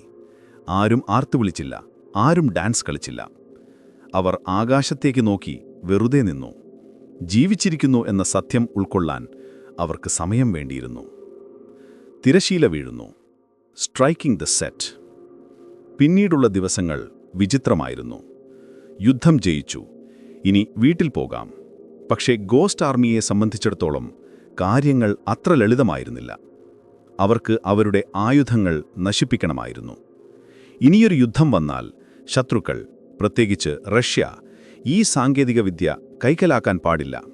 അവർ തങ്ങളുടെ റബ്ബർ ടാങ്കുകൾ അവസാനമായി ചുരുട്ടിമടക്കി. ചിലതവർ കത്തിച്ചുകളഞ്ഞു, ചിലത് ആഴക്കടലിൽ ഉപേക്ഷിച്ചു. ആ തീ അണയുമ്പോൾ അവർ നോക്കി നിന്നു. തങ്ങളെ ഇത്രയും നാൾ കാത്ത ആ റബ്ബർ കഷ്ണങ്ങൾ ഉരുകിത്തീരുന്നത് കാണുമ്പോൾ അവർക്ക് സങ്കടം തോന്നി. അത് വെറും റബ്ബറായിരുന്നില്ല, അത് അവരുടെ കവചമായിരുന്നു, അവരുടെ സുഹൃത്തായിരുന്നു. നിശബ്ദതയുടെ പ്രതിജ്ഞ, ദി ഓത്ത് ഓഫ് സൈലൻസ്. അങ്ങനെ അവർ അമേരിക്കയിലേക്ക് മടങ്ങാൻ കപ്പൽ കയറി. കപ്പൽ യാത്രയ്ക്കിടയിൽ അവരെ എല്ലാവരെയും ഒരു മുറിയിൽ വിളിച്ചുകൂട്ടി. അവിടെ വെച്ച് ഒരു ഉന്നത ഉദ്യോഗസ്ഥൻ അവരോട് സംസാരിച്ചു. അതൊരു അഭിനന്ദന പ്രസംഗമായിരുന്നില്ല, അതൊരു താക്കീതായിരുന്നു. നിങ്ങൾ കേൾക്കുന്നത് ശ്രദ്ധിക്കുക. നിങ്ങൾ ഈ യുദ്ധത്തിൽ എന്താണ് ചെയ്തതെന്ന് ആരും അറിയാൻ പാടില്ല. ഗോസ്റ്റ് ആർമി എന്നൊരു സംഭവം ഉണ്ടായിട്ടില്ല. നിങ്ങൾ ഇൻഫ്ലേറ്റബിൾ ടാങ്കുകൾ കണ്ടിട്ടില്ല. നിങ്ങൾ സ്പീക്കറുകൾ ഉപയോഗിച്ചിട്ടില്ല. ഇത് ടോപ്പ് സീക്രട്ടാണ്. ഇക്കാര്യം പുറത്തു പറഞ്ഞാൽ നിങ്ങളെ കോർട്ട് മാർഷൽ ചെയ്യും. രാജ്യദ്രോഹ കുറ്റത്തിന് ജയിലിലടയ്ക്കും. ഇതൊരപേക്ഷയല്ല, ഉത്തരവാണ്. ആ 220 ചെറുപ്പക്കാർ പരസ്പരം നോക്കി. അവർക്ക് വിശ്വസിക്കാനായില്ല. തങ്ങൾ ചരിത്രം സൃഷ്ടിച്ചവരാണ്. 30,000 പേരുടെ ജീവൻ രക്ഷിച്ചവരാണ്. എന്നിട്ടും സ്വന്തം നേട്ടങ്ങൾ ഒളിച്ചുവെക്കണമെന്ന് പറയുന്നതിലെ നീതികേട് അവർക്ക് മനസ്സിലായില്ല. പക്ഷേ അവർ പട്ടാളക്കാരാണ്. ഉത്തരവ് അനുസരിച്ചേ മതിയാകൂ. അവർ തലയാട്ടി. അവിടെ വെച്ച്, ആ കപ്പലിന്റെ ഉള്ളിൽ വെച്ച് അവർ ആ സത്യം തങ്ങളുടെ മനസ്സിന്റെ ഉള്ളറകളിൽ പൂട്ടിയിട്ടു. താക്കോലവർ കടലിലെറിഞ്ഞു. ഗോസ്റ്റ് എന്ന വാക്കിന്റെ അർത്ഥം. ന്യൂയോർക്ക് തുറമുഖത്ത് കപ്പലെത്തുമ്പോൾ ആയിരക്കണക്കിന് ആളുകൾ പതാകകളുമായി സ്വാഗതം ചെയ്യാൻ നിൽക്കുന്നുണ്ടായിരുന്നു. മറ്റു സൈനികർ ഓടിച്ചെന്ന് തങ്ങളുടെ ഭാര്യമാരെ കെട്ടിപ്പിടിച്ചു. ഞാൻ യുദ്ധം ജയിച്ചു, ഞാൻ ഹീറോയാണ് എന്നവർ വിളിച്ചു പറഞ്ഞു. പക്ഷേ ഗോസ്റ്റ് ആർമിയിലെ സൈനികർ, അവർ ആൾക്കൂട്ടത്തിനിടയിലൂടെ നിശബ്ദരായി നടന്നു നീങ്ങി. അവരുടെ ഭാര്യമാർ ചോദിച്ചു, എന്തായിരുന്നു നിന്റെ ജോലി? നീ എന്തൊക്കെ കണ്ടു? അവർ കള്ളം പറഞ്ഞു. ഓ, ഞാൻ ട്രക്ക് നന്നാക്കുകയായിരുന്നു, ഞാൻ ക്യാമ്പിൽ കാവൽ നിൽക്കുകയായിരുന്നു. വലിയ കാര്യമായിട്ടൊന്നും ഉണ്ടായിരുന്നില്ല. അങ്ങനെ അവർ സ്വന്തം വീടുകളിൽ, സ്വന്തം നാട്ടിൽ അപരിചിതരായി മാറി. അവർ യഥാർത്ഥത്തിൽ ഘോസ്റ്റുകൾ അഥവാ ആത്മാവുകളായി മാറി. ശരീരം കൊണ്ട് അവർ അവിടെയുണ്ട്, പക്ഷേ അവരുടെ ആത്മാവും സത്യവും മറ്റെവിടെയോ ആയിരുന്നു. കഥാപാത്രങ്ങളിൽ നിന്ന് മനുഷ്യരിലേക്ക്. യുദ്ധം കഴിഞ്ഞുള്ള ആദ്യത്തെ കുറച്ചു വർഷങ്ങൾ ആർട്ട് സ്കൂളുകളിലേക്ക് അവർ തിരിച്ചുപോയി. പക്ഷേ ബ്രഷ് കയ്യിലെടുക്കുമ്പോൾ കൈ വിറയ്ക്കുന്നുണ്ടായിരുന്നു. മുമ്പ് അവർ വരച്ചിരുന്നത് പൂക്കളെയും മരങ്ങളെയുമായിരുന്നു. ഇപ്പോൾ അവരുടെ മനസ്സിൽ വരുന്നത് യുദ്ധക്കളത്തിലെ നിഴലുകളാണ്. എങ്കിലും കല അവരെ രക്ഷിച്ചു. അവർ വരച്ചുകൊണ്ടേയിരുന്നു. തങ്ങൾ കണ്ട, എന്നാൽ പറയാൻ അനുവാദമില്ലാത്ത കാര്യങ്ങൾ അവർ അമൂർത്തമായ ചിത്രങ്ങളിലൂടെ പ്രകടിപ്പിച്ചു. എൽസ്വർത്ത് കെല്ലി തന്റെ വിഖ്യാതമായ കളർ ഫീൽഡ് പെയിന്റിങ്ങുകൾ തുടങ്ങി. ലളിതമായ നിറങ്ങൾ, വലിയ ആകൃതികൾ. ആരും അറിഞ്ഞില്ല അത് ഗോസ്റ്റ് ആർമിയിലെ കാമോഫ്ലാഷ് പാറ്റേണുകളിൽ നിന്ന് വന്നതാണെന്ന്. ബിൽ ബ്ലാസ് വസ്ത്രങ്ങൾ ഡിസൈൻ ചെയ്തു. സ്ത്രീകൾക്ക് വേണ്ടിയുള്ള മനോഹരമായ വസ്ത്രങ്ങൾ. യുദ്ധത്തിന്റെ വികൃതമായ യൂണിഫോമുകൾക്ക് വിപരീതമായി സൗന്ദര്യമുള്ള ഒന്ന് സൃഷ്ടിക്കാനുള്ള ആഗ്രഹം. അവർ ജീവിച്ചു, വിവാഹം കഴിച്ചു, കുട്ടികളുണ്ടായി. പക്ഷേ എല്ലാ വർഷവും അവർ രഹസ്യമായി ഒത്തുകൂടുമായിരുന്നു. Ghost army reunion. ഒരടച്ചിട്ട ഹാളിൽ പുറത്തുനിന്നുള്ള ആരെയും കയറ്റാതെ അവർ ഒത്തുകൂടും. അവിടെ വെച്ചു മാത്രം അവർ സത്യം സംസാരിച്ചു. അവിടെ വെച്ചു മാത്രം അവർ ചിരിച്ചു. അവിടെ വെച്ചു മാത്രം അവർ പഴയ കഥകൾ പറഞ്ഞു. ഓർമ്മയുണ്ടോ ആ റബ്ബർ ടാങ്ക് പറന്നുപോയത്? ഓർമ്മയുണ്ടോ ആ ജർമ്മൻ ചാരനെ നമ്മൾ പറ്റിച്ചത്? ആ ഹാളിൽ നിന്ന് പുറത്തിറങ്ങിയാൽ അവർ വീണ്ടും സാധാരണക്കാരായ മനുഷ്യരാകും. ആർക്കും സംശയം തോന്നിയില്ല, ഈ വൃദ്ധന്മാർ ഒരു കാലത്ത് ഹിറ്റ്ലറെ വെറുപ്പിച്ച മാന്ത്രികന്മാരായിരുന്നു എന്ന്. അർദ്ധവിരാമം. The pause. ഈ നിശബ്ദത എത്ര കാലം നീണ്ടുനിൽക്കും? 5-10 വർഷമല്ല, 50 വർഷം, 50 years. അരനൂറ്റാണ്ടുകാലം ഈ രഹസ്യം പെന്റഗണിന്റെ ഫയലുകളിൽ ഉറങ്ങിക്കിടന്നു. ലോകം മാറി, ശീതയുദ്ധം അവസാനിച്ചു, ഇന്റർനെറ്റ് വന്നു. എന്നിട്ടും ഗോസ്റ്റ് ആർമിയുടെ കഥ മാത്രം പുറത്തു വന്നില്ല. പലരും മരിച്ചുപോയി. തങ്ങളുടെ കഥ ലോകമറിയാതെ തന്നെ അവർ മണ്ണടിഞ്ഞു. അവരുടെ കല്ലറകൾക്ക് മുകളിൽ വേൾഡ് വാർ II വെറ്ററൻ എന്നു മാത്രം എഴുതി. പക്ഷേ ആ കല്ലറകൾക്ക് താഴെ ഉറങ്ങുന്നത് വെറും വെറ്ററൻസ് ആയിരുന്നില്ല, അവർ ഇല്യൂഷനിസ്റ്റുകളായിരുന്നു. പക്ഷേ സത്യത്തിനൊരു പ്രത്യേകതയുണ്ട്. അതിന് എത്ര കാലം കുരിച്ചുമൂടിയാലും അതെന്നെങ്കിലും പുറത്തുവരും. ഒരു വിത്ത് മണ്ണിനടിയിൽ കിടന്ന് മുളയ്ക്കുന്നതുപോലെ ഈ കഥയും പുറത്തുവരാൻ കാത്തിരിക്കുകയായിരുന്നു. അടുത്ത അവസാനത്തെ ഭാഗത്തിൽ നമ്മൾ കാണാൻ പോകുന്നത് ആ ഉയർത്തെഴുന്നേൽപ്പിനെക്കുറിച്ചാണ്. അടച്ചിട്ട ഫയലുകൾ തുറക്കുന്നു. ലോകം അത്ഭുതപ്പെടുന്നു. അമേരിക്കൻ പ്രസിഡന്റ് അവരെ ആദരിക്കുന്നു. അവസാനമായി ആ വൃദ്ധരായ പ്രേതങ്ങൾ വെളിച്ചത്തിലേക്ക് നടന്നുവരുന്നു. അരനൂറ്റാണ്ട് കാലം. ഒന്നാലോചിച്ചു നോക്കൂ. 50 വർഷം എന്നത് ഒരു ചെറിയ കാലയളവല്ല, ഒരു മനുഷ്യായുസിന്റെ പകുതിയിലധികം സമയം. ആ സമയത്തിനുള്ളിൽ ലോകം മാറിമറിഞ്ഞു. ടെലിവിഷൻ വന്നു, മനുഷ്യൻ ചന്ദ്രനിൽ കാലുകുത്തി, കമ്പ്യൂട്ടറുകൾ വന്നു, ഇന്റർനെറ്റ് ലോകത്തെ കീഴടക്കി. പക്ഷേ ഈ മാറ്റങ്ങൾക്കിടയിലും അമേരിക്കയുടെ വിവിധ ഭാഗങ്ങളിലായി ചിതറിക്കിടന്നിരുന്ന ആ 1100 മനുഷ്യർ മാത്രം ഒരേ ഒരു കാര്യത്തിൽ ഉറച്ചുനിന്നു: നിശബ്ദത. അവർ തങ്ങളുടെ അയൽക്കാർക്ക് നല്ല സുഹൃത്തുക്കളായിരുന്നു.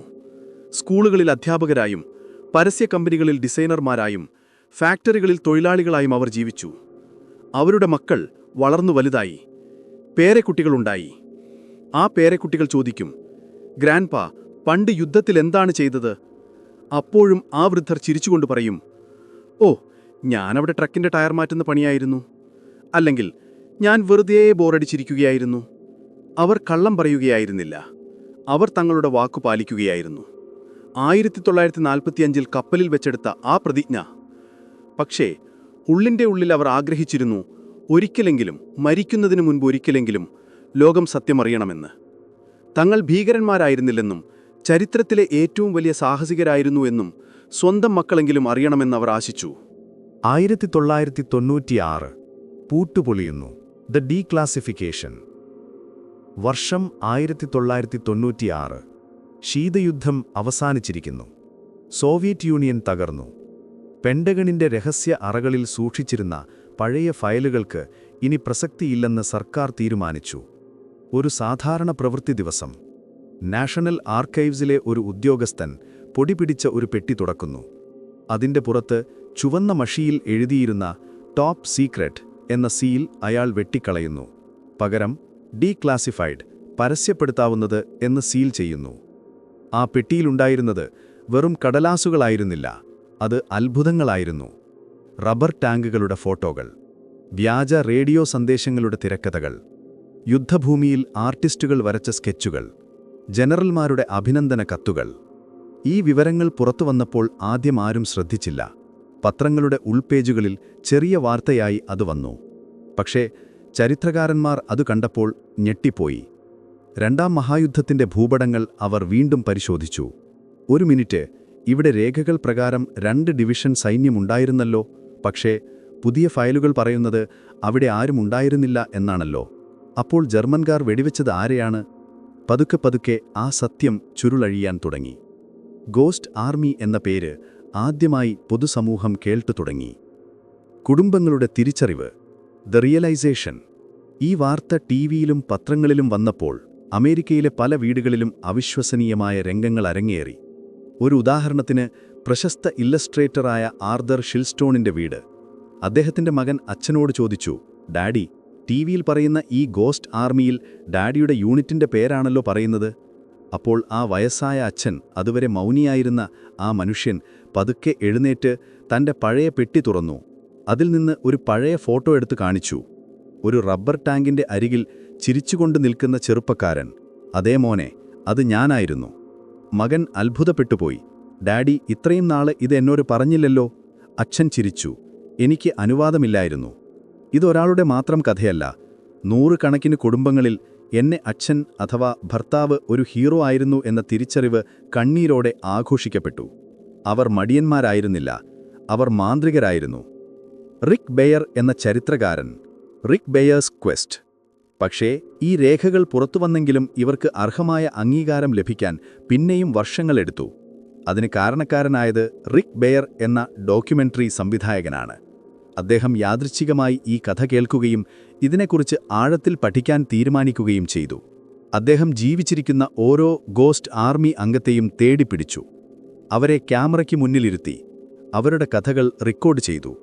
ആ വൃദ്ധരായ സൈനികർ, 90 വയസ്സുള്ളവർ, ക്യാമറയ്ക്ക് മുന്നിൽ കുട്ടികളെപ്പോലെ സംസാരിച്ചു. ചിലർ തമാശ പറഞ്ഞു ചിരിച്ചു. ചിലർ പഴയ സുഹൃത്തുക്കളെ ഓർത്ത് കരഞ്ഞു. ഞങ്ങളന്ന് ചെറുപ്പമായിരുന്നു, ഭയമില്ലായിരുന്നു, ലോകം മുഴുവൻ ഞങ്ങളുടെ സ്റ്റേജായിരുന്നു, ഒരാൾ പറഞ്ഞു.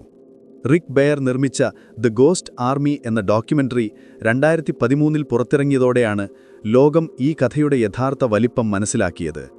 അതോടെ ജനങ്ങൾ ചോദിക്കാൻ തുടങ്ങി, ഇവർക്ക് എന്തുകൊണ്ട് മെഡലുകൾ നൽകിയില്ല? ഇത്രയും വലിയ സേവനം ചെയ്തിട്ടും സർക്കാർ എന്തുകൊണ്ട് ഇവരെ ആദരിച്ചില്ല? അവസാനത്തെ പോരാട്ടം, ദ ഫൈറ്റ് ഫോർ ഗോൾഡ്. ഇതൊരു പുതിയ യുദ്ധമായിരുന്നു, അംഗീകാരത്തിനു വേണ്ടിയുള്ള യുദ്ധം. ഗോസ്റ്റ് ആർമിയിലെ അവശേഷിക്കുന്ന അംഗങ്ങളും, അപ്പോഴേക്കും വിരലിൽ എണ്ണാവുന്നവർ മാത്രം, അവരുടെ കുടുംബങ്ങളും ചേർന്ന് അമേരിക്കൻ കോൺഗ്രസിന്, പാർലമെന്റിന് നിവേദനം നൽകി. അവർക്ക് വേണ്ടത് പണമല്ല, പെൻഷനല്ല. അവർക്ക് വേണ്ടത് രാജ്യത്തിന്റെ പരമോന്നത ബഹുമതിയായ കോൺഗ്രഷണൽ ഗോൾഡ് മെഡലാണ്. ജോർജ് വാഷിംഗ്ടണിനും വിൻസ്റ്റൺ ചർച്ചിലിനും മദർ തെരേസയ്ക്കുമൊക്കെ ലഭിച്ച അതേ ആദരവ്. പക്ഷെ സർക്കാർ നടപടികൾ എപ്പോഴും സാവധാനമാണ്. ഫയലുകൾ ചുവപ്പ് നാടയിൽ കുടുങ്ങി. വർഷങ്ങൾ കടന്നുപോയി. ഓരോ വർഷം കഴിയുമ്പോഴും ഗോസ്റ്റ് ആർമിയിലെ അംഗങ്ങൾ ഓരോരുത്തരായി മരിച്ചുകൊണ്ടിരുന്നു. 2015, 2018, 2020 ഓരോ മരണവാർത്ത കേൾക്കുമ്പോഴും റിക് ബെയറും സംഘവും നിരാശരായി. ഇവരെല്ലാവരും മരിക്കുന്നതിനു മുമ്പ് ഈ മെഡൽ കൊടുക്കാൻ കഴിയില്ലേ? ഒരാളെങ്കിലും ഇത് കൈകൊണ്ട് വാങ്ങുന്നത് കാണാൻ സാധിക്കില്ലേ? ഒടുവിൽ 2022 അമേരിക്കൻ പ്രസിഡന്റ് ജോ ബൈഡൻ ആ ബില്ലിൽ ഒപ്പുവെച്ചു.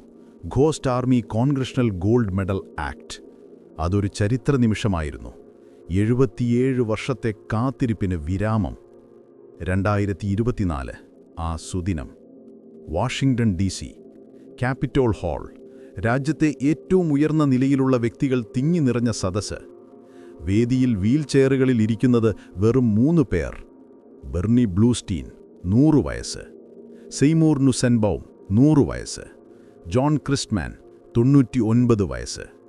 1100 പേരുണ്ടായിരുന്ന ആ വലിയ സൈന്യത്തിൽ നിന്ന് ബാക്കിയായ അവസാനത്തെ കണ്ണികൾ.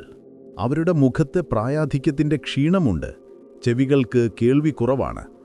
പക്ഷേ ആ മെഡൽ കൊണ്ടുവന്നപ്പോൾ, ആ സ്വർണ്ണ നിറത്തിലുള്ള മെഡൽ അവരുടെ കയ്യിൽ വെച്ചുകൊടുത്തപ്പോൾ, ആ കൈകൾ വിറച്ചു, അവരുടെ കണ്ണുകൾ നിറഞ്ഞു. ബെർണി ബ്ലൂസ്റ്റീൻ, പഴയ ആർട്ട് സ്കൂൾ വിദ്യാർത്ഥി, ആ മെഡലിലേക്ക് നോക്കി. അതിൽ കൊത്തിവെച്ചിരിക്കുന്നത് എന്താണെന്നോ? ഒരു റബ്ബർ ടാങ്ക്, ഒരു സ്പീക്കർ, ഒരു റേഡിയോ ടവർ, ഒപ്പം കുറച്ച് ആർട്ടിസ്റ്റുകളുടെ രൂപവും. താഴെ എഴുതിയിരിക്കുന്നു, ദ ഗോസ്റ്റ് ആർമി.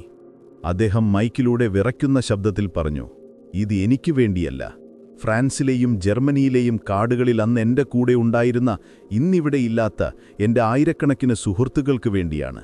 അവരിത് കാണുന്നുണ്ടെന്ന് ഞാൻ വിശ്വസിക്കുന്നു. സദസ്സു മുഴുവൻ എഴുന്നേറ്റ് നിന്ന് കൈയടിച്ചു. Standing ovation. ആ കയ്യടി നിലയ്ക്കാൻ മിനിറ്റുകളെടുത്തു. അത് 77 വർഷം വൈകിപ്പോയ കയ്യടിയായിരുന്നു. യുദ്ധവും കലയും ഒരു പുനർവായന, റിഫ്ലക്ഷൻസ്. ഈ കഥ അവസാനിക്കുമ്പോൾ നമ്മൾ ചിന്തിക്കേണ്ട ചില കാര്യങ്ങളുണ്ട്. യുദ്ധമെന്നത് സാധാരണമായി നശീകരണമാണ്, ഡിസ്ട്രക്ഷൻ. നഗരങ്ങൾ തകർക്കുക, മനുഷ്യരെ കൊല്ലുക, സംസ്കാരങ്ങൾ ഇല്ലാതാക്കുക. എന്നാൽ ഗോസ്റ്റ് ആർമി ചെയ്തത് സൃഷ്ടിയാണ്, ക്രിയേഷൻ. അവർ ടാങ്കുകൾ സൃഷ്ടിച്ചു, ശബ്ദങ്ങൾ സൃഷ്ടിച്ചു, കഥകൾ സൃഷ്ടിച്ചു. അവർ തോക്കുകൾക്ക് പകരം ഭാവന, ഇമാജിനേഷൻ ഉപയോഗിച്ചു. അവരുടെ യുദ്ധം രക്തം ചിണ്ടാൻ വേണ്ടി ആയിരുന്നില്ല, രക്തം ചിണ്ടാതിരിക്കാൻ വേണ്ടി ആയിരുന്നു. അവർ നമ്മളെ പഠിപ്പിക്കുന്നത് ഇതാണ്: ഏറ്റവും വലിയ ശക്തി എന്നത് മസിലുകളിലോ ആയുധങ്ങളിലോ അല്ല, അത് മനുഷ്യന്റെ ബുദ്ധിയിലും സർഗാത്മകതയിലുമാണ്. ഒരു പെയിന്റ് ബ്രഷിന് ഒരു പീരങ്കിയേക്കാൾ ശക്തിയുണ്ടെന്ന് അവർ തെളിയിച്ചു. ഇന്ന് ആ 1100 പേരും ചരിത്രത്തിന്റെ ഭാഗമായി. അവരുപയോഗിച്ച റബ്ബർ ടാങ്കുകൾ എന്നോ നശിച്ചുപോയി. അവരുടെ സ്പീക്കറുകൾ നിശബ്ദമായി. അവരയച്ച റേഡിയോ സന്ദേശങ്ങൾ വായുവിൽ ലയിച്ചു. പക്ഷേ ചില രാത്രികളിൽ യൂറോപ്പിലെ പഴയ യുദ്ധഭൂമികളിൽ കാറ്റു വീശുമ്പോൾ ശ്രദ്ധിച്ചു കേട്ടാൽ ഒരു ഇരമ്പൽ കേൾക്കാമെന്ന് പഴമക്കാർ പറയുന്നു. കാണാത്ത ടാങ്കുകളുടെ ഇരമ്പൽ, ഇല്ലാത്ത സൈനികരുടെ മാർച്ച് പാസ്റ്റ്. അവരവിടെയുണ്ട്. അവർ ഘോസ്റ്റുകളായിരുന്നല്ലോ. പ്രേതങ്ങൾ ഒരിക്കലും മരിക്കില്ല. അവർ ഇതിഹാസങ്ങളായി ജീവിക്കും. അവർ നമ്മളോട് മന്ത്രിക്കുന്നു. ചില യുദ്ധങ്ങൾ പകൽ വെളിച്ചത്തിൽ തോക്കുകൾ കൊണ്ട് ജയിക്കുന്നതാണ്. പക്ഷെ ചില മഹത്തായ വിജയങ്ങൾ അത് നിഴലുകളിൽ നിശബ്ദമായി ഭാവനകൾ കൊണ്ട് നേടുന്നതാണ്.